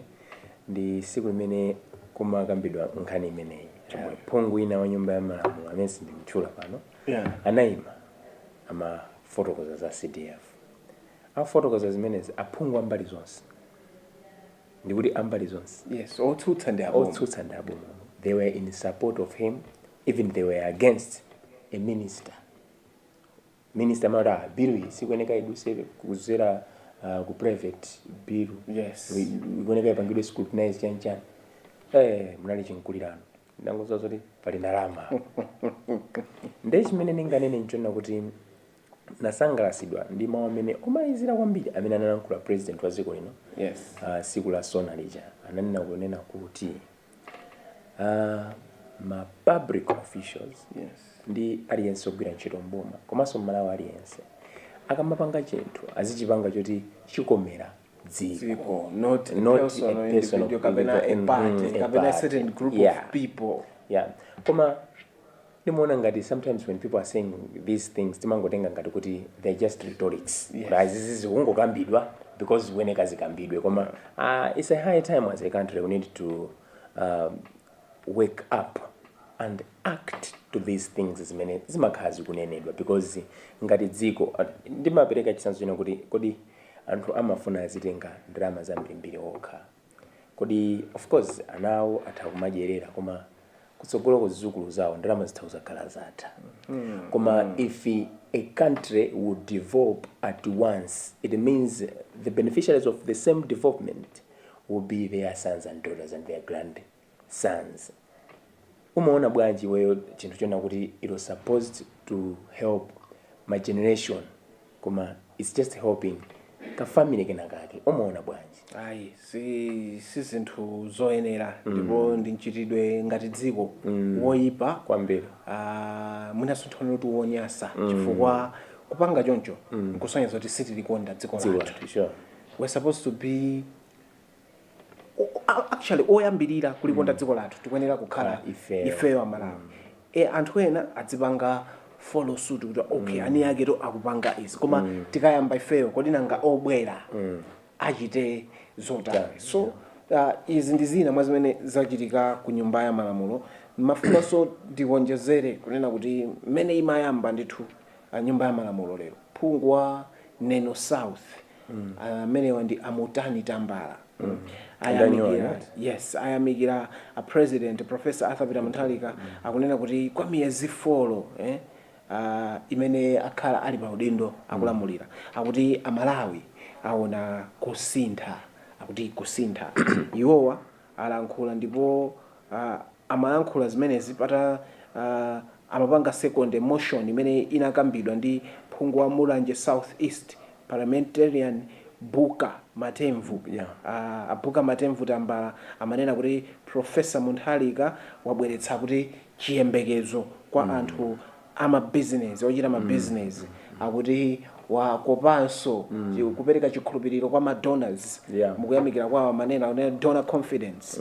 Amakambanso zonena kuti ayikanso akuti akuyika njira zofuna kuonetsetsa kuti chuma cha boma sichikusakazidwa akuti which has brought change ndithu ina yake ndipo iwowa anamalizitsa kunena kuti akuti ali ndi chikhulupiriro kunena kuti mitengo yachimanga akuti iwowa akhulupirira kuti itha kutsika mpaka na kufika pa 38,000 kwacha bag ya 50 kg analankhula zimenezi ndithu amutani tambala kuchokera ku neno south zimenezi ndi zina mwa zimene zachitika ku nyumbako. So mmene tanenera kuti panopa aphungu kumakhala ka break kumene kuja mwina kantenthandepo amweko kantenthandepo kapena mwina ti madzi kupitidwako mphepo koma zokambirana zidakali mkati zipitirira. Yes, zidakali mkati ndithu mwina uli ndizowonjezera.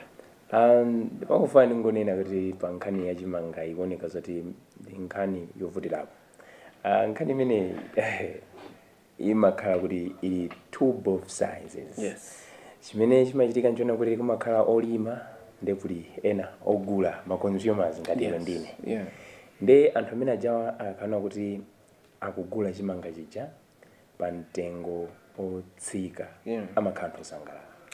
Komano anthu amene akugulisa chimanga chicha anagula ma materials ake kapena tinoti fertilizer ndi zinthu zina anazigula modula.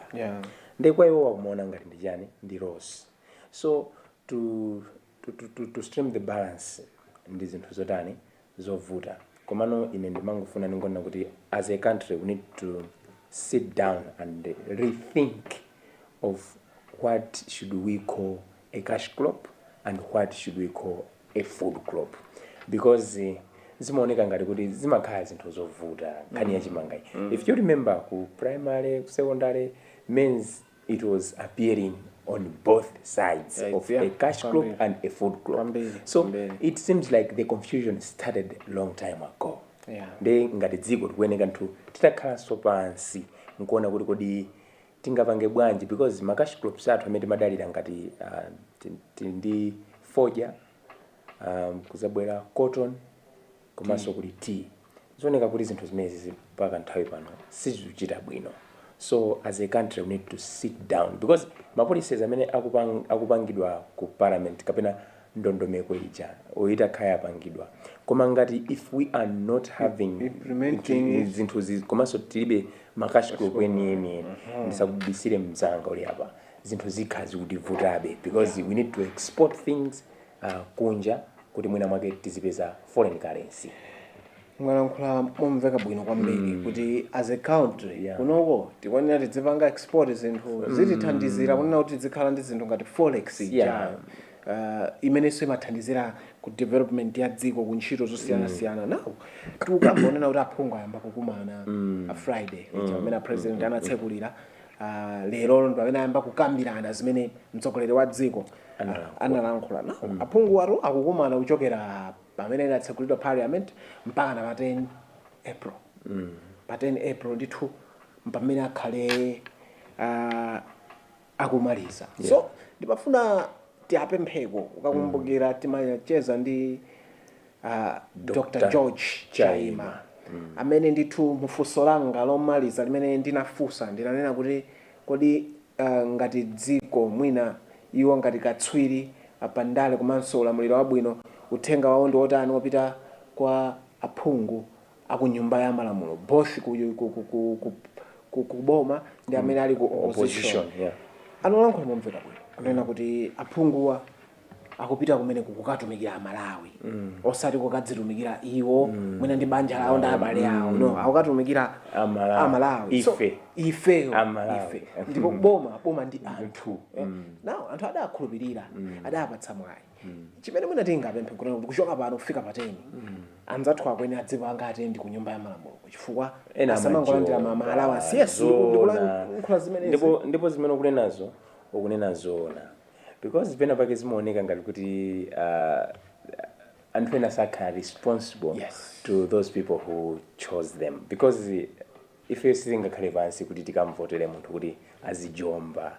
It will be like a wastage of time. Ife timakhala kuti tikufuna kuti munthu akayimirire zofuna zathu komanso pali ena amakhala present there but they are absent. They are there koma they are absent. Sikuti of course ena kumanena kuti maybe chizungu komabe utakumpempha ngati mzanga chiwocha akulembere chifukwa zimakhala zinthu zodabwisa una kuti mmene mujamo anthu enake sayimirira nkulankhula mavuto kumene akuchokera. chifukwaso wandikumbusa anthu amene ameneka kuti akakhala ku parliament kuja azitha kukhala ndi nthawi even 1 week yokakhala kumene ndinakuja constituency kwawo ndikukaona kuti kodi kuchitika chani. Of course timaziwa ina amathawa kuti anthu azapempha kuti mabokosi machani koma ndi ntchito yoka ndiye amafunika kuti azipita omwe kuja nkumakaona kuti kodi what is really happening because what you are saying wandikumbutsa nimafuna ndayamikire fese andale sitilengana mbali andale koma nimafuna ndayamikire apenjani kaluwa afedogis zimene wandikumbutsa he's Chidzulo kwambira Saturday he's engaging with the anthu aku constituency kwawo kwafotokozera zimene president analankhula anthu onso akukamba mavuto awo what they expect kuti akaluwawo akapita kumene kwako because he is the one amene akupanga present anthu so ineyo ndimafuna ndineneshi ineyo this is the first time I have seen munthu akupanga zimenezi komanso chimene akumandisangalatsa akumanena kuti no political colors should be available. Even here, mena kumavala mara black. Namuna navala mara black. Yeah. Chimene chimavuta so mena kunoku we timasogoza kwambiri ndale. Kwambiri. Ndeti kasogoza ndale zija timakauta panga cover the real agenda ya chinthu china chichonse chimene takonza. Kwambiri. Sure. Timakhala sokoneza. Tasogoza china chilichonse. Zimene akuchita akaluwa. That is the way to go. And I'm sure he's not just doing that to get fame or recognized. He's doing for the betterment of his constituents, for the betterment of his people, for the betterment of Malawi as a nation. Sure. So that is something commendable. Mwina nkuteka kuti mwangotsegula kumene kanema wanu tili pano tili live pano pa LUNTHA TV pamene ndithu tikukupatsani tsatane wa zimene zikuchitika ku nyumba ya malamulo. Pakadali pano aphungu atenga ndithu ka break kumene ndithu amakapetidwa mphepo kumwako madzi ngakhalenso kantentha ndefu cholinga choti basi munthu umafunika kupanga relax. So izi ndi zina mwa zimene tikukamba pano zimene zachitika mwina katikati mwa tsikuli. So nyumba ya chaka chino nyumba ya malamulo ya chaka chino ukuyembekeza kuti ikhale yotani mzanga pamene ndikaona nthawi apa ndi kuti anytime akhale ndithu akhale akubwera. So mwina ukuona kuti ikhale yotani nyumba ya ulendo ineyo ndikupanga anticipate kuti nyumba iyi ipanga kwambiri support vision ya mtsogoleri wa dziko. Because mtsogoleri wa dziko ali ngati driver amene ali musaneni kuti ali ngati ndi driver a president ndi driver wa dziko. Yeah, sono akakhala ma MPs ali ngati makondakita amene amakhala timene kuti assistant wachigamulo cha mchenga Joji wakhala ma break yake ovuta kwambiri ndali ngati assistant. So amafunika kunena kuti athandizire osatengera kuti ndi wachipani chanji osatengera tisaganize pano pa za 2030 koma we should think of building Malawi and not only a single person but all of us together. Yeah, then ndikuyembekezera kuna kuti athandizira the vision of the president 1 2 akhala anthu oti akuyimirira zofuna za Malawi osati zofuna chipani chawo kapena zofuna kaya ndi ndani zimandidabwisa. Zimachitika parliament yapita mapezeka zoona kuti otsutsa boma amakambira zoti sitipanga atendi zinkutuluka mmene munja. Ndiye ndimazifunsa kodi anakusankhani ndi akuchipani anasankha ndi Malawi. So why doing something which is opposite to those people who chose you? Ndiye pena pake ndimaona kuti sipamayenda bwino koma ndikukhulupirira kuti ulendo uno we are having matured member of parliament. Mene wanenera khulupirira kuti pakhale mature khulupirira kuti they are going to represent Malawians not zofuna zawo the interest. Ndiye ndimafuna pamene tatsala mwina ndi nthawi yochepa kwambiri timafuna ndipemphe mzathu amene ali pamakina Gerard Kalonga Gerard Kasonga yes Gerard Kasonga kuti mwina atiyang'anire nyimbo ya Skefa Chimoto ndimati ndife amodzi. We are regardless of different in culture different religion, different in political parties, but this is one nation. That's why wakavota paja sura manena kuti angoni akavote kena katumbuka akavote. No, we are one. What is sangas? But imagine ballot box inalimozi sana lembe pokulaba kwalo mungu so sana lembe kuti kwalo mungu kwaje kwaya no ndi fair mods. So ndibafuna kuti pamene tikukonzekera kuti tilowenso tibwerere ku nyumba ya malamulo mwina nyimbo iyi ndibafuna iwo akumbutse number 1 amalawi, number 2 kanema waluntha tikanema amene amaoneredwa ndi anthu osiyanasiyana ngakhale aphungu a nyumba ya malamulo akakhala break and ndaona kuti tili ku nyumba kucho kodi amaoneranso luntha ndi mafuna nyimbo imeneyi iwo akumbutse aphungu a nyumba ya malamulo kuti Malawi tonse amalawi ndife amodzi. Ali nyumba mmene momwe chifuta amalawi adawakhulupirira they should represent zinthu zofuna kwa amalawi. So atatikirako nyimbo ya skefa chimoto ndife amodzi. LUNTHA Television stands as an autonomous faith-based broadcaster with a national and international reach.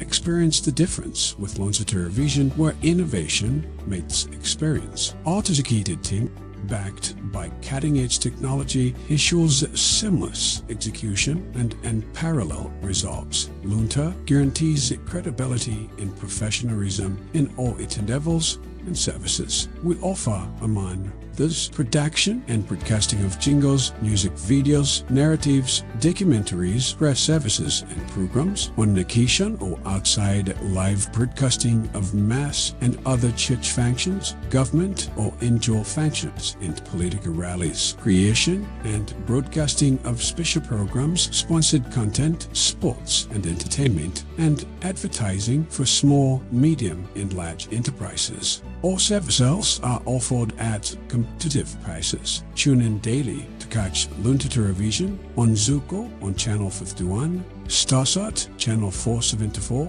Star Times Channel 474, Topstar 474, Kliye 007, GoTV on Channel 807, Azam on Channel 386, and live streams on our YouTube and Facebook platforms. You can find us in Area 2 Lilongwe or can reach us on 0883 815 055. Come, let us help you grow your business.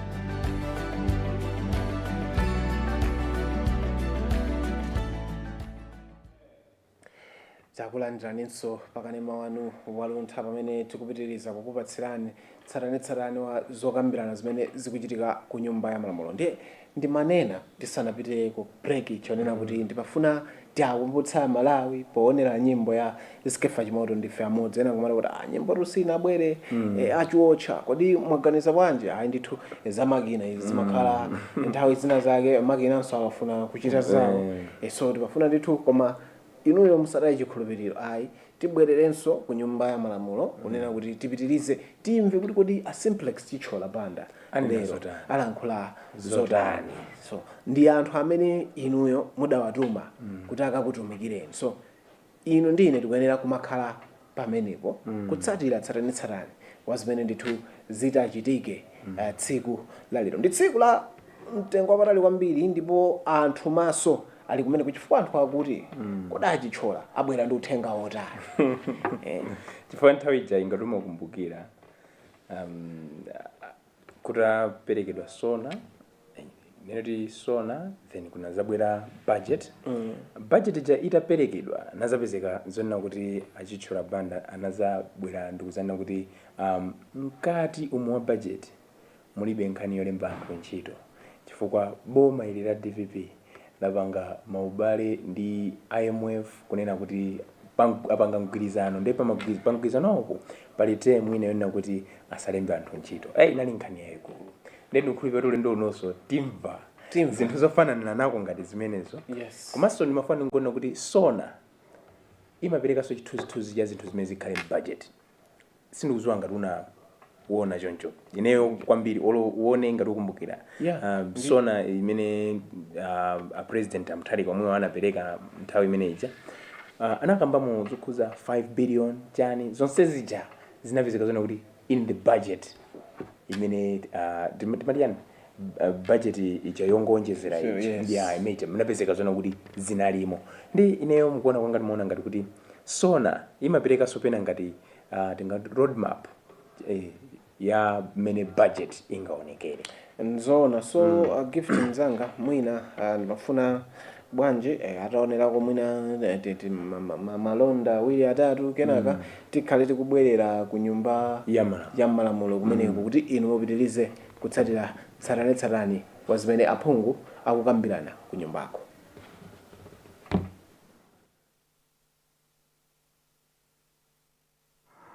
Yes, there's a casino. What's out of order? Welcome back, Your Honor. Looking at the business on the order paper, it's the time for government in waiting to respond. But there's no one in government to take notes on what leader of opposition is about to say. So maybe you can have some 5 minutes as we wait for the government to come to get notes from our leader of opposition.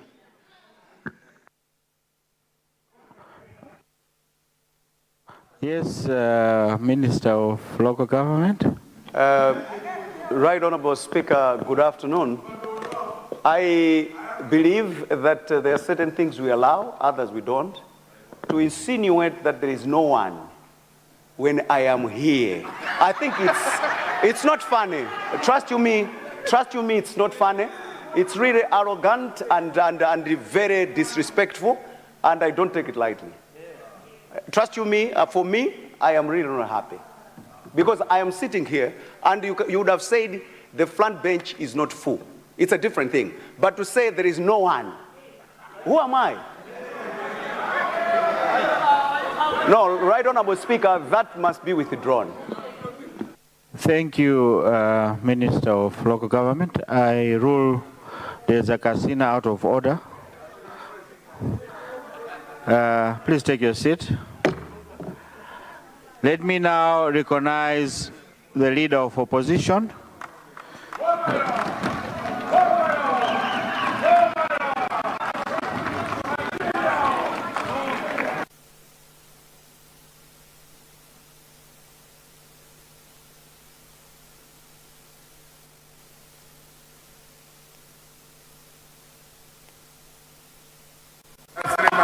Honorable Leader of Opposition, you have 45 minutes.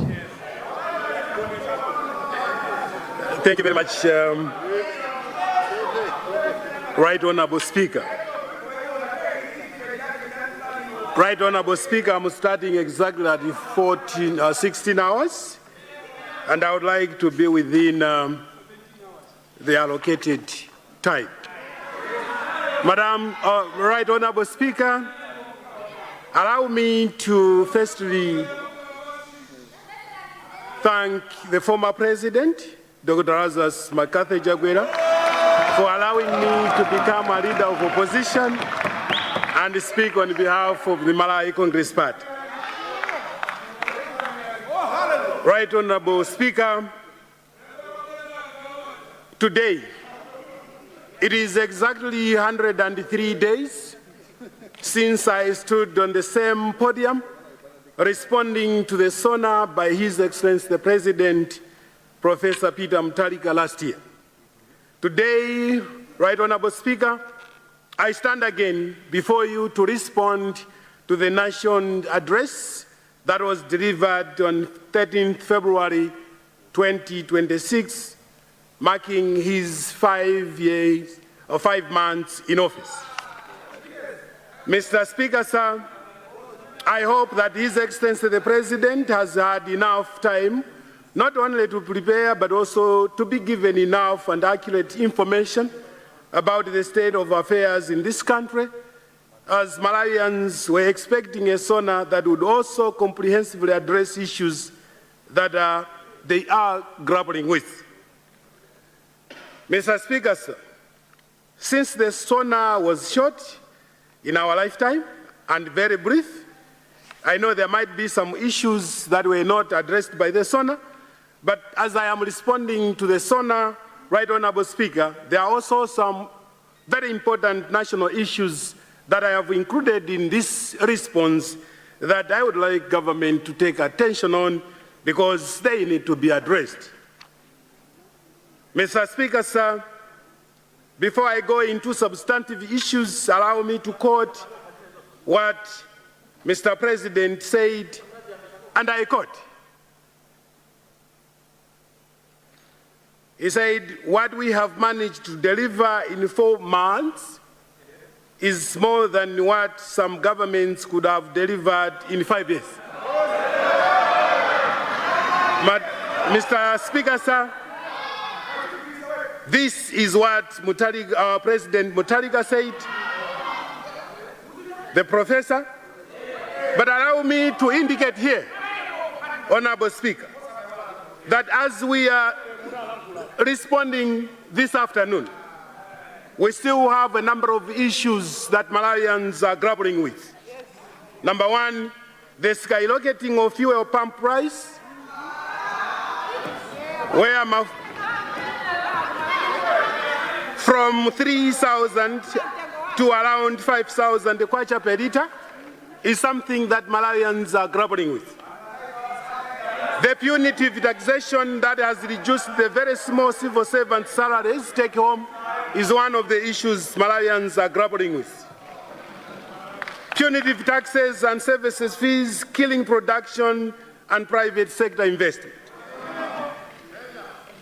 Mr. Speaker, sir, as I speak this afternoon, there are still no opportunity or employment opportunities for young people, denying them participation to economic activities. Mr. Speaker, sir, re-emergence of albino abduction and killings. Mr. Speaker, sir, the general insecurity, including the abduction of a businessman in Lilongwe, is something that we still have to address. Mr. Speaker, sir, daily rising of commodity prices and rising cost of living. Mr. Speaker, sir. Mr. Speaker, sir.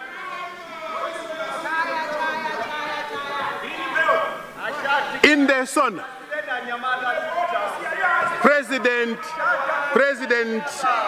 Professor Mutharika spoke about microeconomic environment, where he painted a rosy picture that the economy would grow by 3.8% this year and 4.9% in 2027 respectively. Mr. Speaker, sir, this sounds good to hear, but Malawians would still want to understand the fundamental assumptions behind these projections. Mr. Speaker, sir, Malawi's economy hinges heavily on agricultural production that is highly dependent on subsidized farm inputs. As I am presenting this response right now, Honorable Speaker, farmers in the country, particularly those from northern and central regions, have not yet accessed to required and adequate fertilizer due to compromised FISIP program. Mr. Speaker, sir, the August House would also wish to appreciate that the quick projections by the IMF and other development economists are currently revealing a drop in maize production and tobacco production by at least 30%, which makes it very difficult to achieve the projected 3.8% economic growth rate in such an environment. Mr. Speaker, sir, Malawians accepted a SONA that would demonstrate thorough overview of the country's microeconomic outlook and economic performance, which conspicuously were missing in the SONA. Mr. Speaker, sir, many Malawians are also wondering whether such omission was by design or mere omission. Mr. Speaker, sir, in any objective assessment and presentation of microeconomic performance, no economist can overlook the following: fiscal policy and revenue collection, public debt and levels of current borrowing, status of poverty levels and job creation, internal and external shocks that are affecting the performance of the economy, and critical measures undertaken to supply. Let's have order. The same. Order. Order. Mr. Speaker, sir, People expected that the SONA could highlight the important elements of microeconomic performance bordering on fiscal policy and revenue collection. Malawians require detailed insights into government revenue generation and expenditure. They also demand an explanation on why the DPP government is overtaxing them almost on everything. Mr. Speaker, sir, the President indicated in the SONA about stabilized prices of commodities, and he cited maize as a clear example. Mr. Speaker, sir, the reality on the ground is that apart from maize prices going down within the 4 months of DPP administration, the fuel pump price has gone up from 3,000 to 5,000, and this has triggered excessive increase in prices of commodities and general cost of living of Malawians, including sugar and Nima and many others. Mr. Speaker, sir, it is not only fuel price that is skyrocketing. The last time I checked with the general public, it was observed that the people of Chidzulo, Chitipa, Mangochi, and Salima were severely complaining about price increases of basic commodities such as sugar, electricity, soap, water, household lentils, and public transport. Mr. Speaker, sir, Malawians are more miserable now with this administration than they were during Chagwera era. Mr. Speaker, sir, on CDF, in the SONA, the President repeated announcing the increased CDF budgetary allocation from 20 million to 5 billion kwacha per constituency under performance-based arrangement, with its management shifted to controlling officers in councils. Mr. Speaker, sir, the President further talked about the implementation processes which will be guided by the yet-to-be-developed guidelines and a digital dashboard which will capture and highlight project status. Mr. Speaker, sir, I need to be protected. Honourable members, can I please have order? Mr. Speaker, sir, you would allow me to repeat on the CDF because it's very important. In the SONA, the President repeated announcing the increased CDF allocation from 220 million to 5 billion kwacha per constituency under performance-based arrangement, with its management shifted to controlling officers in councils. Mr. Speaker, sir, the President further talked about implementation processes which will be guided by the yet-to-be-developed guidelines, a digital dashboard which will capture and highlight project status. Mr. Speaker, sir, this sounds good and viable. However, Malawians would like to know quite a number of pertinent issues that remained very unclear as it comes to CDF implementation. Number one, whether there are specific and reliable sources of financing the CDF projects, considering that Treasury is under tight fiscal constraints. Mr. Speaker, sir, we would like to know whether donors, including guest financiers, have agreed to using their resources to finance the CDF arrangements, having noted that some of them seriously question accountability issues to projects that seem to have political connotations. Mr. Speaker, sir, people would like also to know what could be the roles and responsibilities of elected officers regarding to this fund, considering that oversight roles are very crucial in the councils where there are glaring implementation capacity gaps. We are raising all these questions, Mr. Speaker, sir, because we do not want projects under CDF to be transformed into white elephants on account of inadequate financing or lack of capacities to implement projects effectively and efficiently. Therefore, Mr. Speaker, sir, the issue of who does what in the CDF arrangements need to be dealt with seriously to avoid losses of resources. Food security and agricultural performance. Right Honourable Speaker, In the SONA, the President praised his government for the distribution of free maize and reduction of maize prices from 75,000 to around 38 or 55 per 50 kilogram bag. This, Mr. Speaker, sir, is good to hear, as it provides a picture of a government that addresses the hunger situation. However, Mr. Speaker, sir, the issue of maize has to be addressed on both demand and supply side. Mr. Speaker, sir, reducing maize prices only without reducing the prices of farm inputs put a farmer and a maize producer in a very difficult situation, because the cost of production is much higher than the selling price, which means that if nothing is done to reverse the status quo, maize production would drastically be reduced, hence inviting the future hunger. Mr. Speaker, sir, one troubling aspect that needs to be addressed and left many people wondering is the purchase of maize from Zambia, whilst the country had enough maize. Mr. Speaker, sir, in order to motivate our farmers in the future, the Line Minister of Agriculture would allow the NFRA on time from the local farmers before we go and empower foreign farmers whose proceeds Can I please have order on my right? Their country's economy. Please, let's have order. Mr. Speaker, sir, in the SONA, the President alluded to the fact that he promises what he delivers and he delivers what he promises.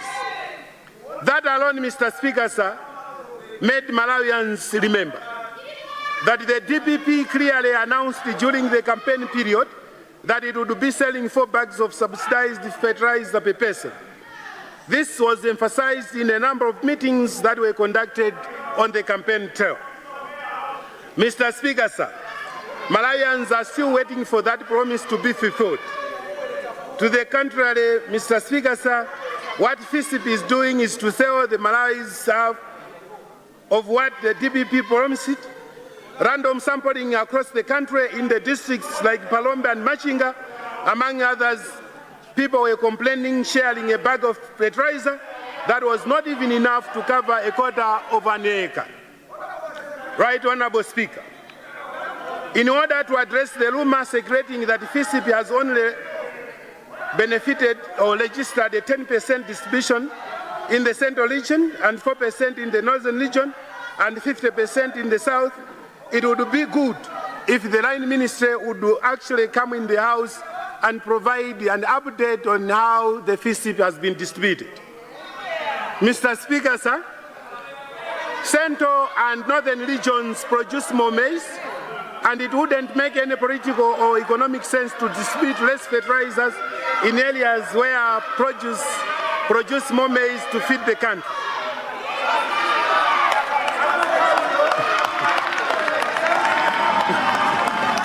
Mr. Speaker, sir, this implies that this government is politicizing the FISIP program. Mr. Speaker, sir, I need protection. Order. Mr. Speaker, Order. I need protection.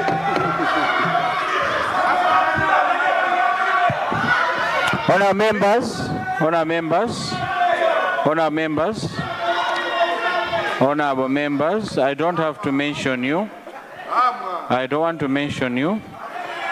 But thank you very much, please, Right Honorable Speaker. Let's have order. Undermining development and mineral exploitation. Right Honorable Speaker, it was noted in the SONA that government has taken strong initiatives to suspend issuers of mining licenses, ban exports of all unprocessed minerals, and immediately conduct audits of licensing registry. These measures have been considered very crucial as demonstration that this government wants to commit to developing sustainable mining in a more transparent and accountable manner that drives and enhances value addition within the mines and mineral industry. Mr. Speaker, sir, as a responsible opposition, we strongly support this policy stand, since we fully believe that mineral exploitation in whatever form has to benefit the country and its citizens through more creation of exports of finished and processed minerals. However, we have got an advice to the government with regards to the current policy stand. While government is pursuing this stand in order to sanitize the sector and safeguard our minerals resources, efforts should be taken to implement these measures effectively and efficiently in a more transparent and accountable manner, so as to eliminate unintended disruptions to very potential investors who are already on ground supporting mining development. Mr. Speaker, sir, we therefore implore on the government to conduct a thorough assessment on the implications of these measures on the mining operations of all mines that are already operational. We urge that the new mining development agreements be signed with mining operators so that they are seen adhering to new policy and legal frameworks to be developed and or reviewed. Suffice to indicate that, Mr. Speaker, sir, there should be a clear balancing of regulations within investments to ensure that no unintended consequences would discourage foreign domestic investments in the mining industry. Mr. Speaker, sir, this is the right time to move towards domestic beneficiation of minerals in order to create and boost employment levels and revenue collection. And I'm happy that the Minister responsible is here and taking notes.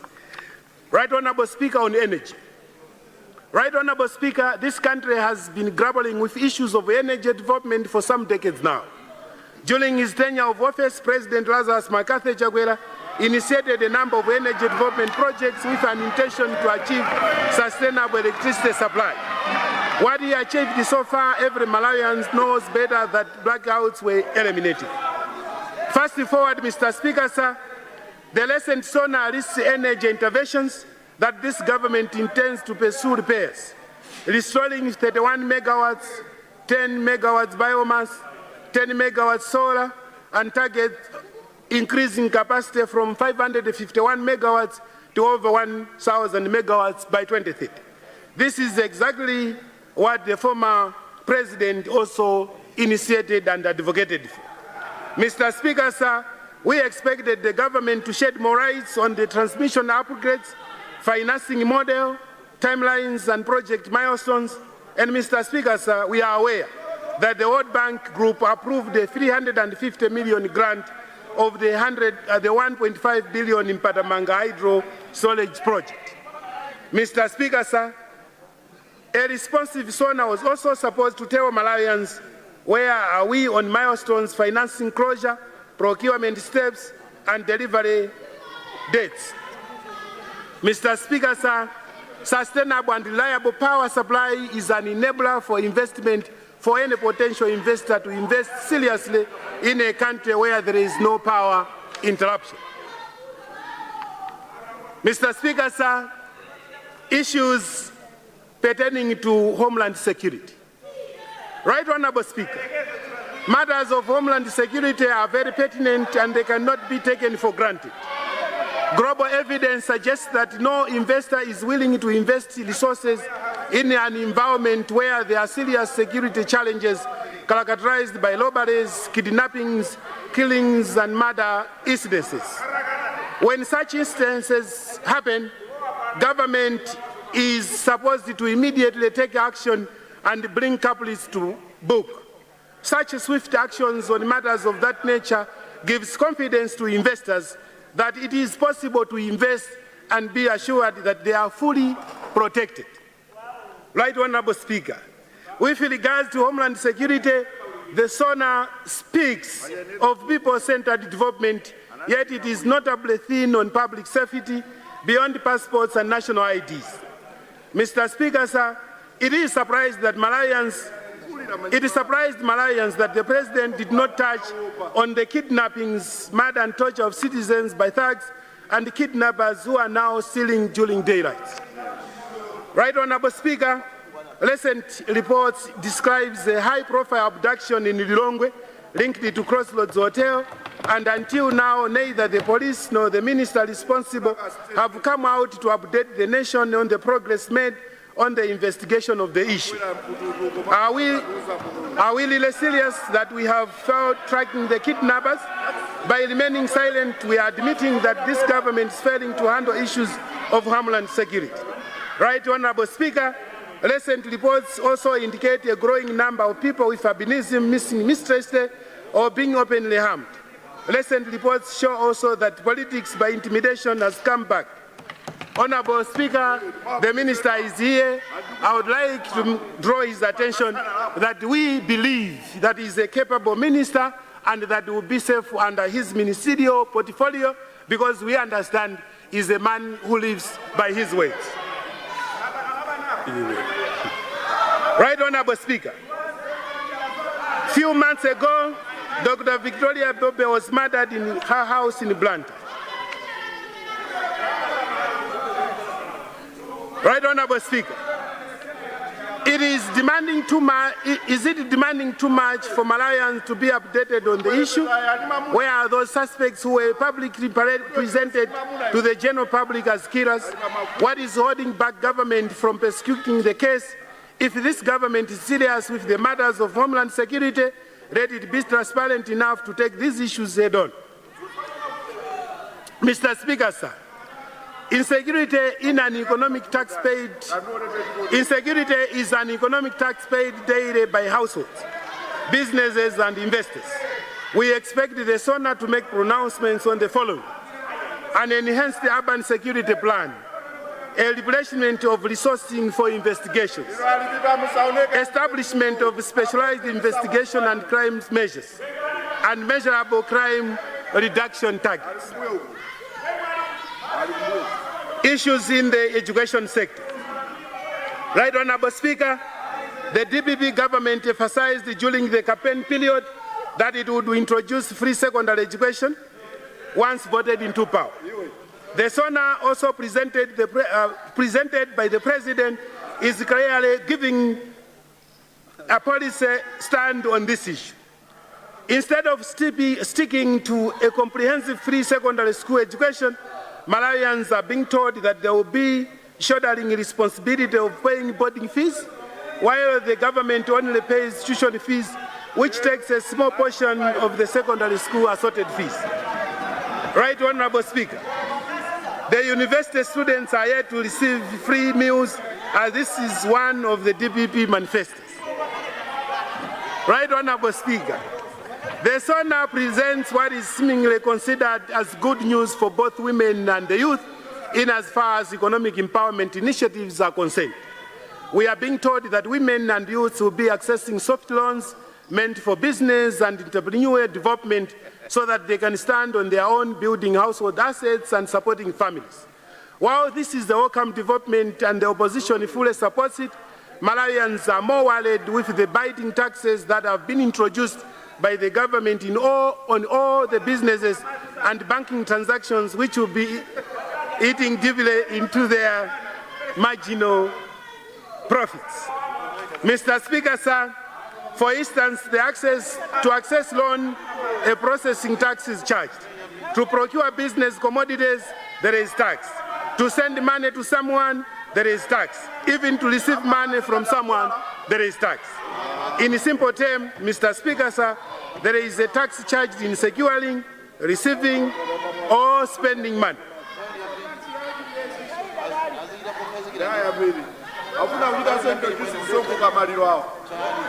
Mr. Speaker, sir. Mr. Speaker, sir.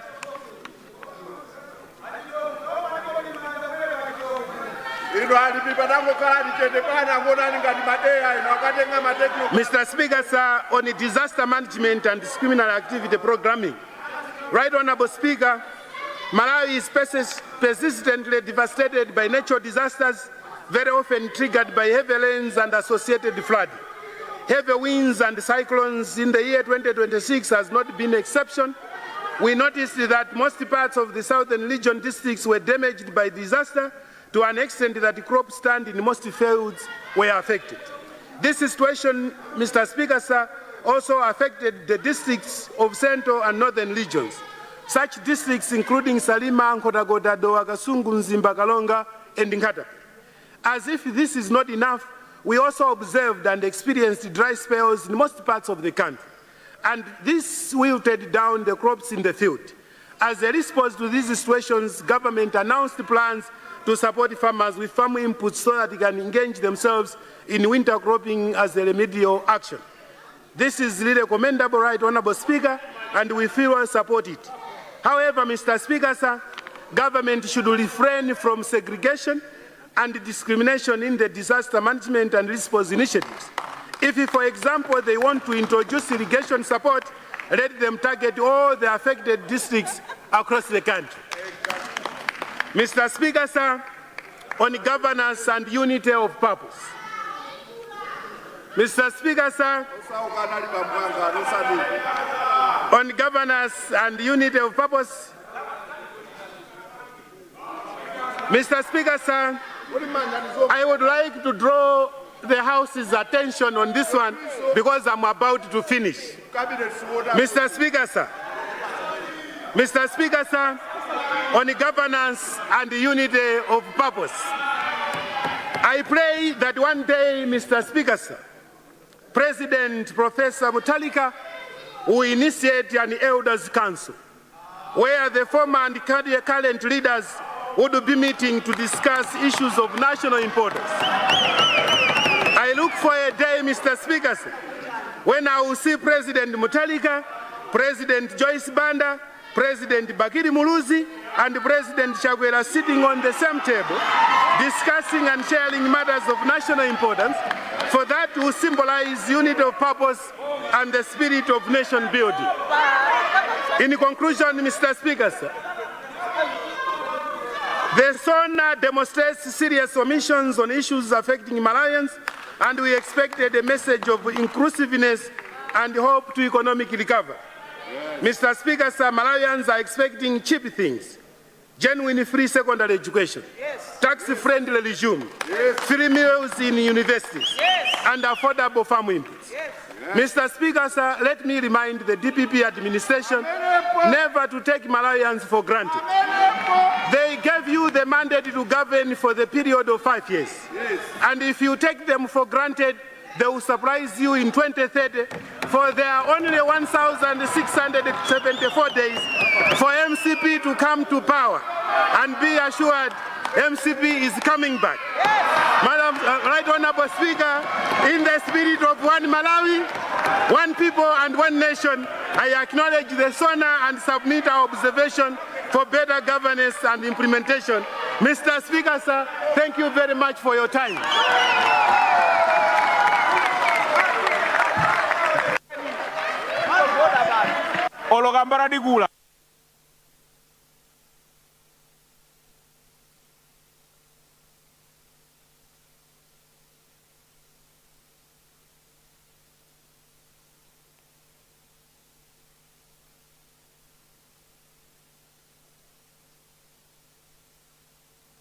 Thank you. Thank you. Honourable members, I see Minister of Agriculture. Thank you very much, Mr. Speaker, sir.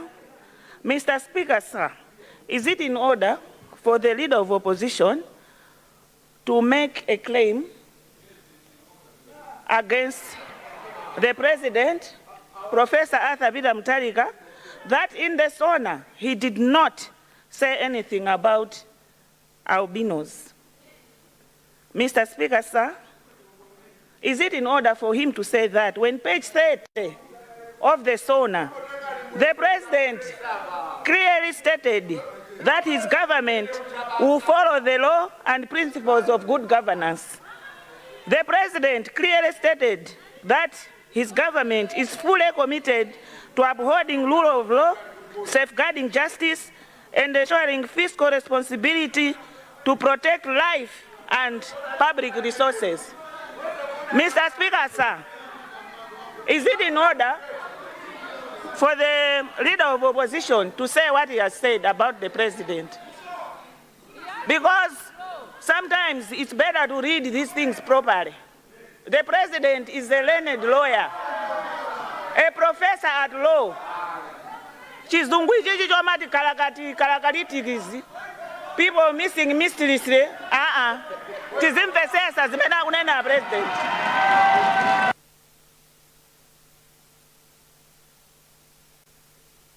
I'll come to you. I see Minister of Local Government. Thank you very much, Right Honorable Speaker. And through you, I would like to find out whether, this being a House of Records, that the leader of opposition, who just months ago, he was Minister of Finance, who presided over a lot of plunder, to the extent that that has led to the price escalation as we have, and that he presided over a statement by the president in this house that lied so much on developments that were, construction that were all over the country, but they were not. And now they want to bring a SONA as if it is the same subject that is bent on lies. A SONA, Mr. Speaker, as you know, must show policy direction. Is it in order for him to think that he should transfer their incompetence into a SONA of a man who knows exactly what he wants to do?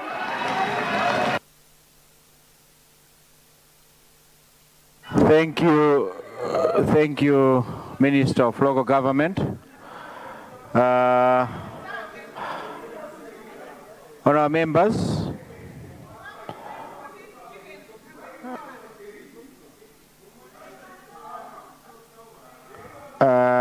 yes, Leader of Opposition.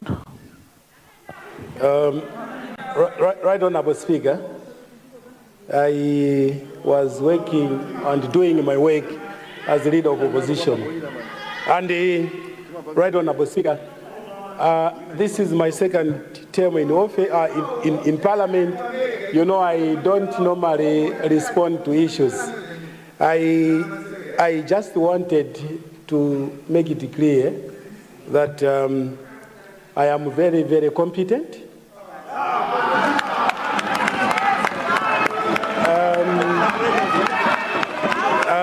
Mr. Speaker, sir, and even my dear brother who talked about me being incompetent knows that I'm very, very, very competent, just like any other honorable colleagues that side. And my competence, Honorable Speaker, my competence comes from the background that I have been to 3 proper universities. So I'm very, very competent.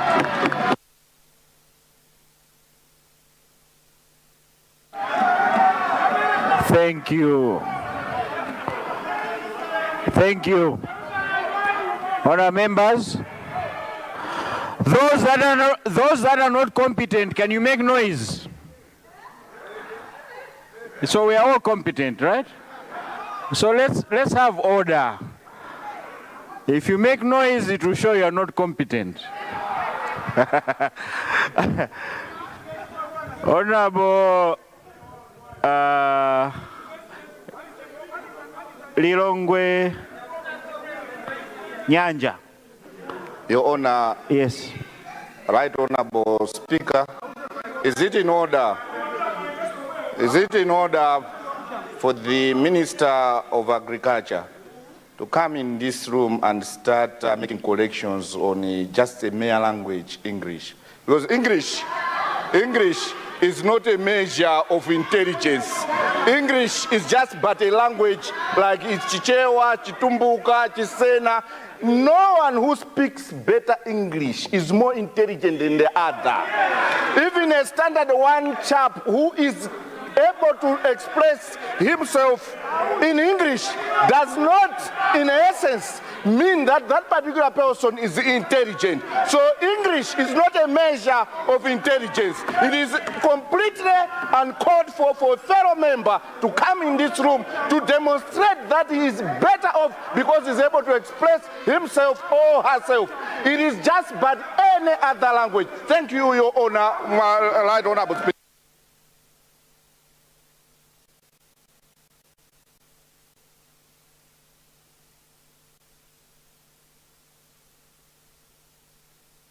Honourable members, Zomba Malosa, What has gone out of order? Yeah, thank you so much, Right Honorable Speaker. Right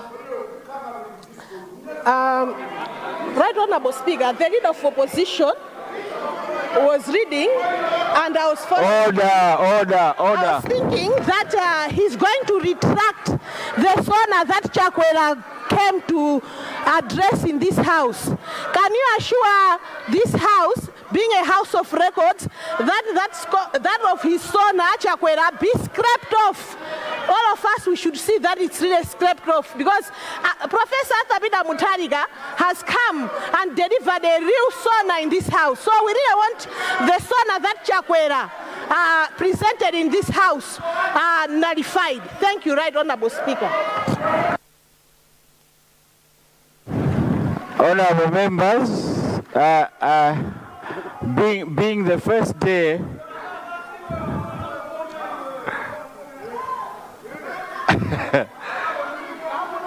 Honorable Blantyre,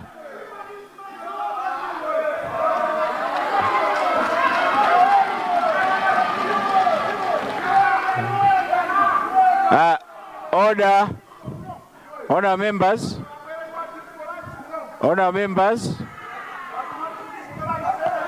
I know being the first day, we all have something to say, a lot of point of orders. I will not entertain any more point of orders. Let us proceed. I wanted to find out if UTM has something to say on the SONA. UDF. Yes, Honorable Mwanza Central. Thank you very much, Right Honorable Speaker. Happy New Year to you, since we are meeting for the first time in this House. Mr. Speaker, indeed, I want to speak on behalf of... Point of order. Point of order.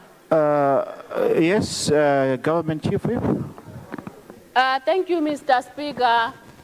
Is it in order for member for Zomba Nsondole to insinuate that Zomba Malosa agwakuchumulira mabele?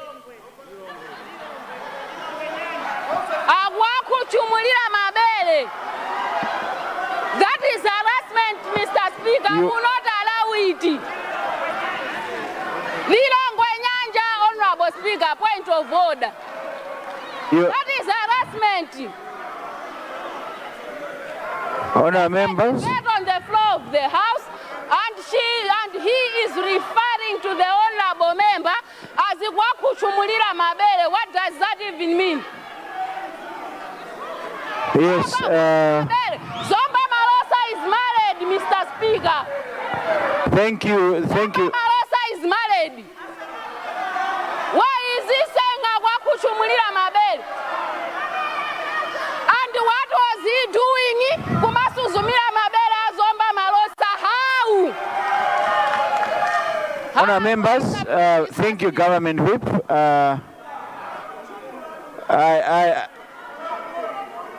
I did not catch that.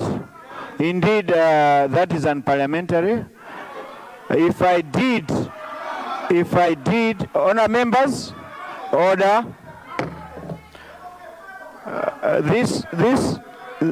Honor members, can I have order? Can I please have order? Indeed, that was unparliamentary. If I did catch that, I would have taken action. But honor members, can we proceed?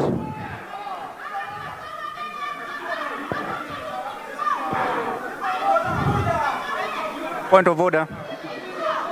Point of order. Minister of Gender. Thank you very much, Right Honorable Speaker. Could you please allow the honorable member to withdraw that statement?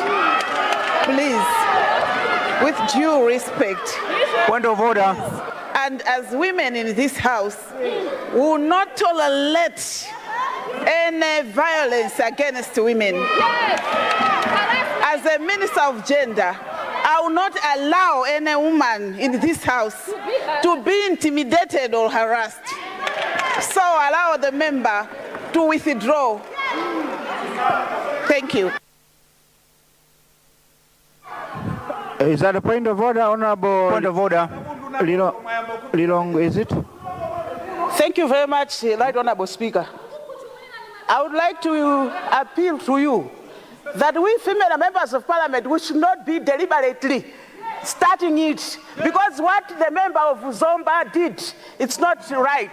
Because she did that on the, what's that? What do we want to show to our members of parliament, to the men? We need the respect, yes, but we should not be doing it that deliberately. Thank you so much.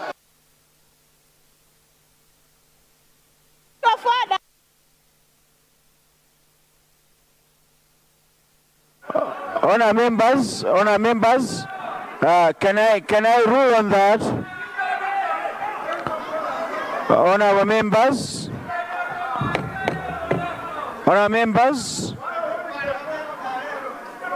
can I have your attention? Can I have your attention?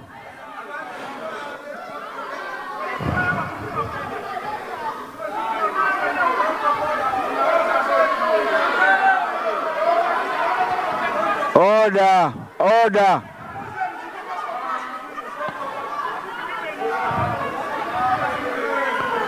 Order.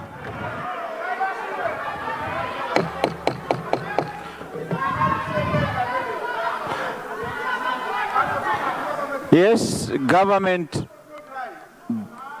leader of government, you want to say something? You are raising your hand. Right Honorable Speaker, just to say one thing, that the dignity of women must at all times be upheld, and therefore we must avoid insinuations that would be seen to be demeaning. And that's what I wanted to say. But at the same time, it is our expectation that we maintain high standards of decorum in this house. Some of us do not tolerate acts of indiscipline, and therefore that would be my appeal. We are here to transact business on behalf of Malawians, not to be ridiculing, not to be castigating one another, but respect each other at all times. I submit, Right Honorable Speaker. Honour members, I want to say something. And unfortunately, can I have order?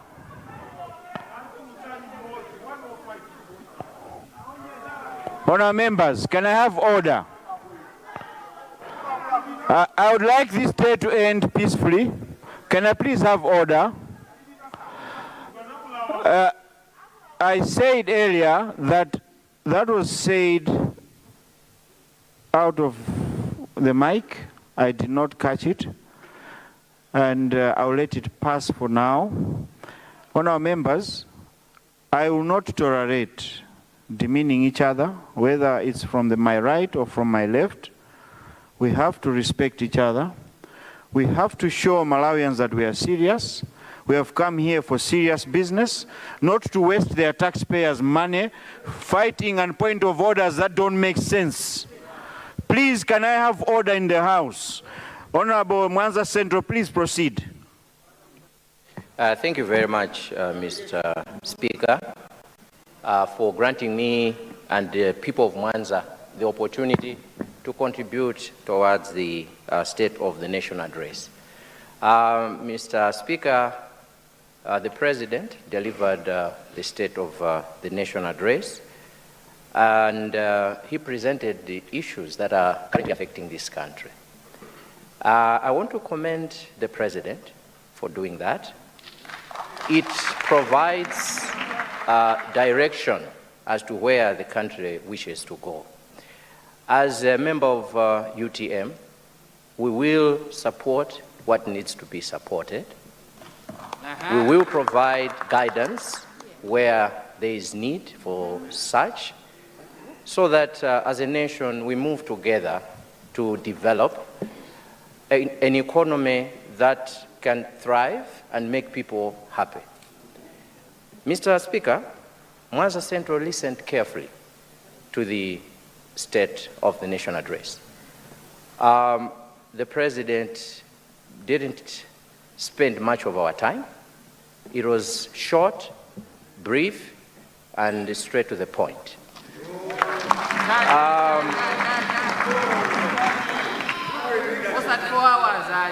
I will focus on a few areas. Number one, I want to focus on the economy. Mr. Speaker, Malawians are suffering.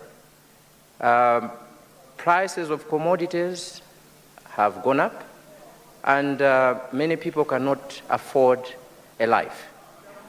The President mentioned in this House, and he provided the projection for on how the economy will be growing. The President alone cannot achieve what he delivered.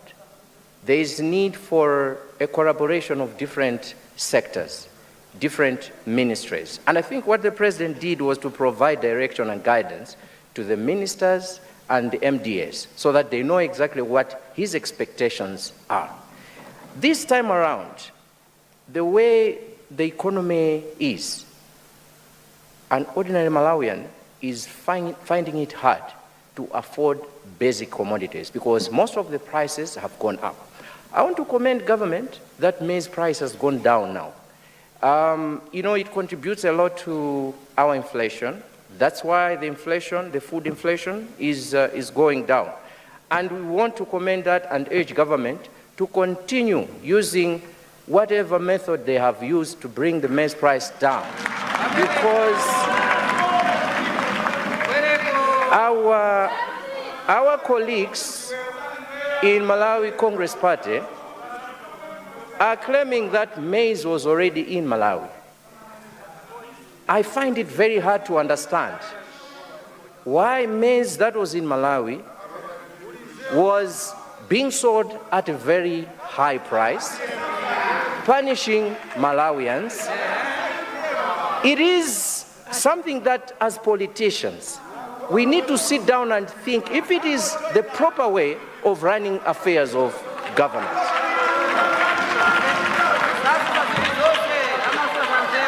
Mr. Speaker, we are still having forex shortages. This issue must be looked into critically.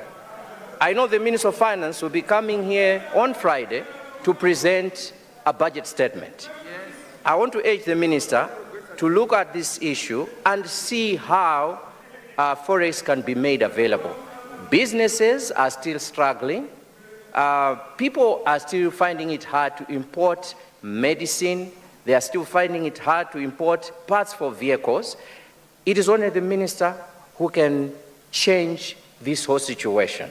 So I want to urge the Minister of Finance, when he's coming on Friday, his budget statement must provide a policy, a direction that can improve the forex situation in this country. We want to urge government to make sure that the economy recovers. It will be very sad for our colleagues to continue talking about the economy. They messed up the economy, and when we stand here as UTM, as members of UTM, we are providing guidance to this government so that the mess they caused can be rectified.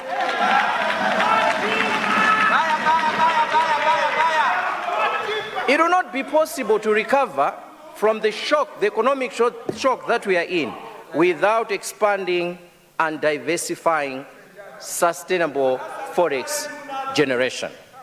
What we need is, we need to promote agro-processing and value addition strengthening to reduce imports of basic commodities. Mr. Speaker, These priorities are fully aligned with the aspirations of Malawi Agenda 2063, which envisions a productive and self-reliant nation.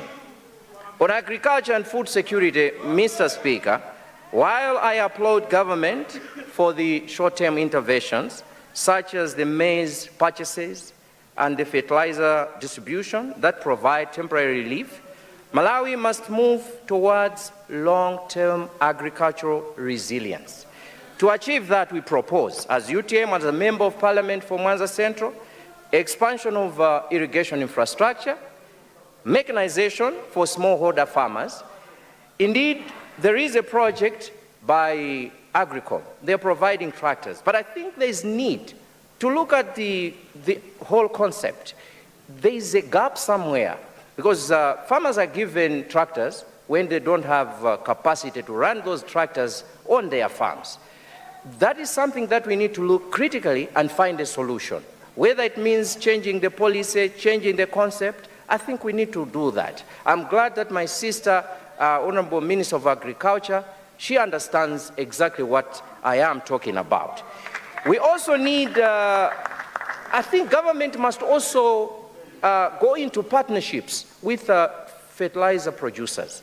There are people who have the capacity to produce fertilizer in Malawi. The challenge that we have is, for a company to be established, there is need for capital. Now, you know, in Malawi, a lot of businesses cannot afford to finance a project bigger of that sort. So what we need is government to form partnerships with business people so that we can have more fertilizer manufacturing plants. I'm glad that we have a Malawian who will soon start producing fertilizer. We need more of those. And for us to achieve that, we need a lot of partnerships. And also, I want to ask Minister of Agriculture to look at the issue of structured markets for diverse crops, not just tobacco. Tobacco, we are already doing well. We have a structured market. I think it's time we also go into structured markets for other commodities. And food security, Mr. Speaker, must be sustainable, not seasonal. Rain-fed agriculture has disappointed us. A lot of people, including my colleague behind me, Honorable Member from Kota, just lost over 100 million kwacha in Mangochi on a rice plantation. It is because we are relying on rain as a source of water. Yet God gave us abundant water in this country. Mr. Speaker, it's high time. We invested a lot of money in irrigation. Mr. Speaker, I'll also speak on the industrialization and mining. I want to welcome the commitment by government to form socio-economic zones and the reforms in the mining sector. However, policy announcements must translate into transparent implementation. The President has provided direction, and those entrusted with the implementation must do the needful. Mr. Speaker, Mwanza Central proposed the following. We need clear timelines for industrial projects, transparent mining agreements, strong parliamentary oversight, and independently governed sovereign wealth fund so that Malawi's mineral wealth must benefit present and future generations. There's a lot happening in mining. It has been happening. It's a norm. There's a lot of corruption. And I want this government to root out that corruption, bring out a clear direction on how we want Malawians to benefit from the resources that we have in this country. Mr. Speaker, I also talk something on the energy and infrastructure. Energy remains the backbone of our industrial growth. While additional megawatts have been provided, it has been reported, businesses are still experiencing supply instability. The Minister of Energy must look into this issue, and we recommend the following, Mr. Speaker: acceleration of renewable energy investment, private partnerships in energy transmission, transparent fuel procurement system. I am glad that they will be using open tender procurement system, but we also have to look at making it very open so that people can follow exactly what is happening. We also want to propose infrastructure development that is strategic, not reactive to what happens at that immediate point. And on education, Mr. Speaker, I also just want to commend government for the free secondary education. However, access to education must also be matched with quality. And that's through adequate teacher recruitment, improvement in facilities, and we are in the digital era now. We must also invest a lot in you have 1 minute digital education. Mr. Speaker, in my constituency, we have schools that still have a shortage of teachers, like Chidzulo Community Day Secondary School, Chidzulo Primary School, Futsa Primary and Secondary School. Just to mention a few, if we are to achieve quality education, we must look at adding teachers in such schools. I know it's not just Mwanza Central. I believe it is the situation probably in most of the constituencies. So, Honorable Minister of Education, look at this issue critically to support the President's vision of providing quality education. It also relies on what your ministry is going to do regarding this issue. With these remarks. And Mr. Speaker, with these few remarks, I support the statement by the President. Thank you very much. Thank you, Mwanza Central. Honourable members, I think no one comes here to waste time. Time is money. Be precise, brief, but straight to the point. Can we learn from our president how to do things?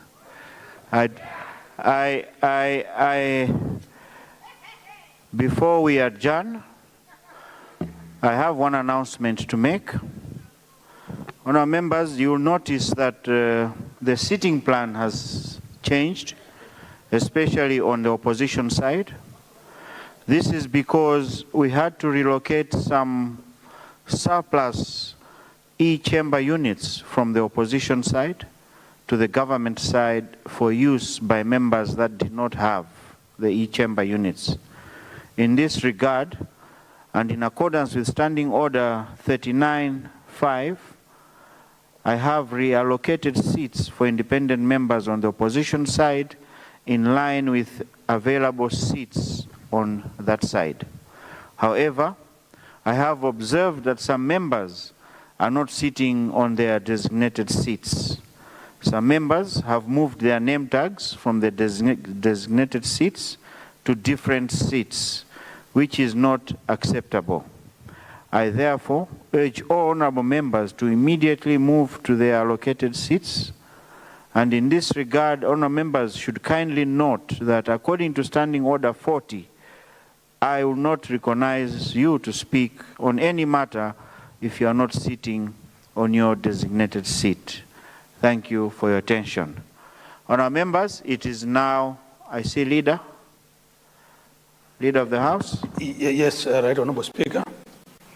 I thought before you adjourn, just to guide the House, that tomorrow we'll start with questions appearing on the order paper.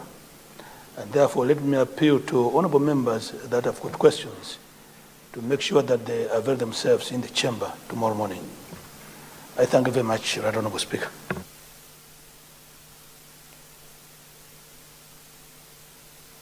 Thank you, Leader of the House. Honourable members, it's 17:01. I now adjourn the House to tomorrow morning, 9:30. House adjourned.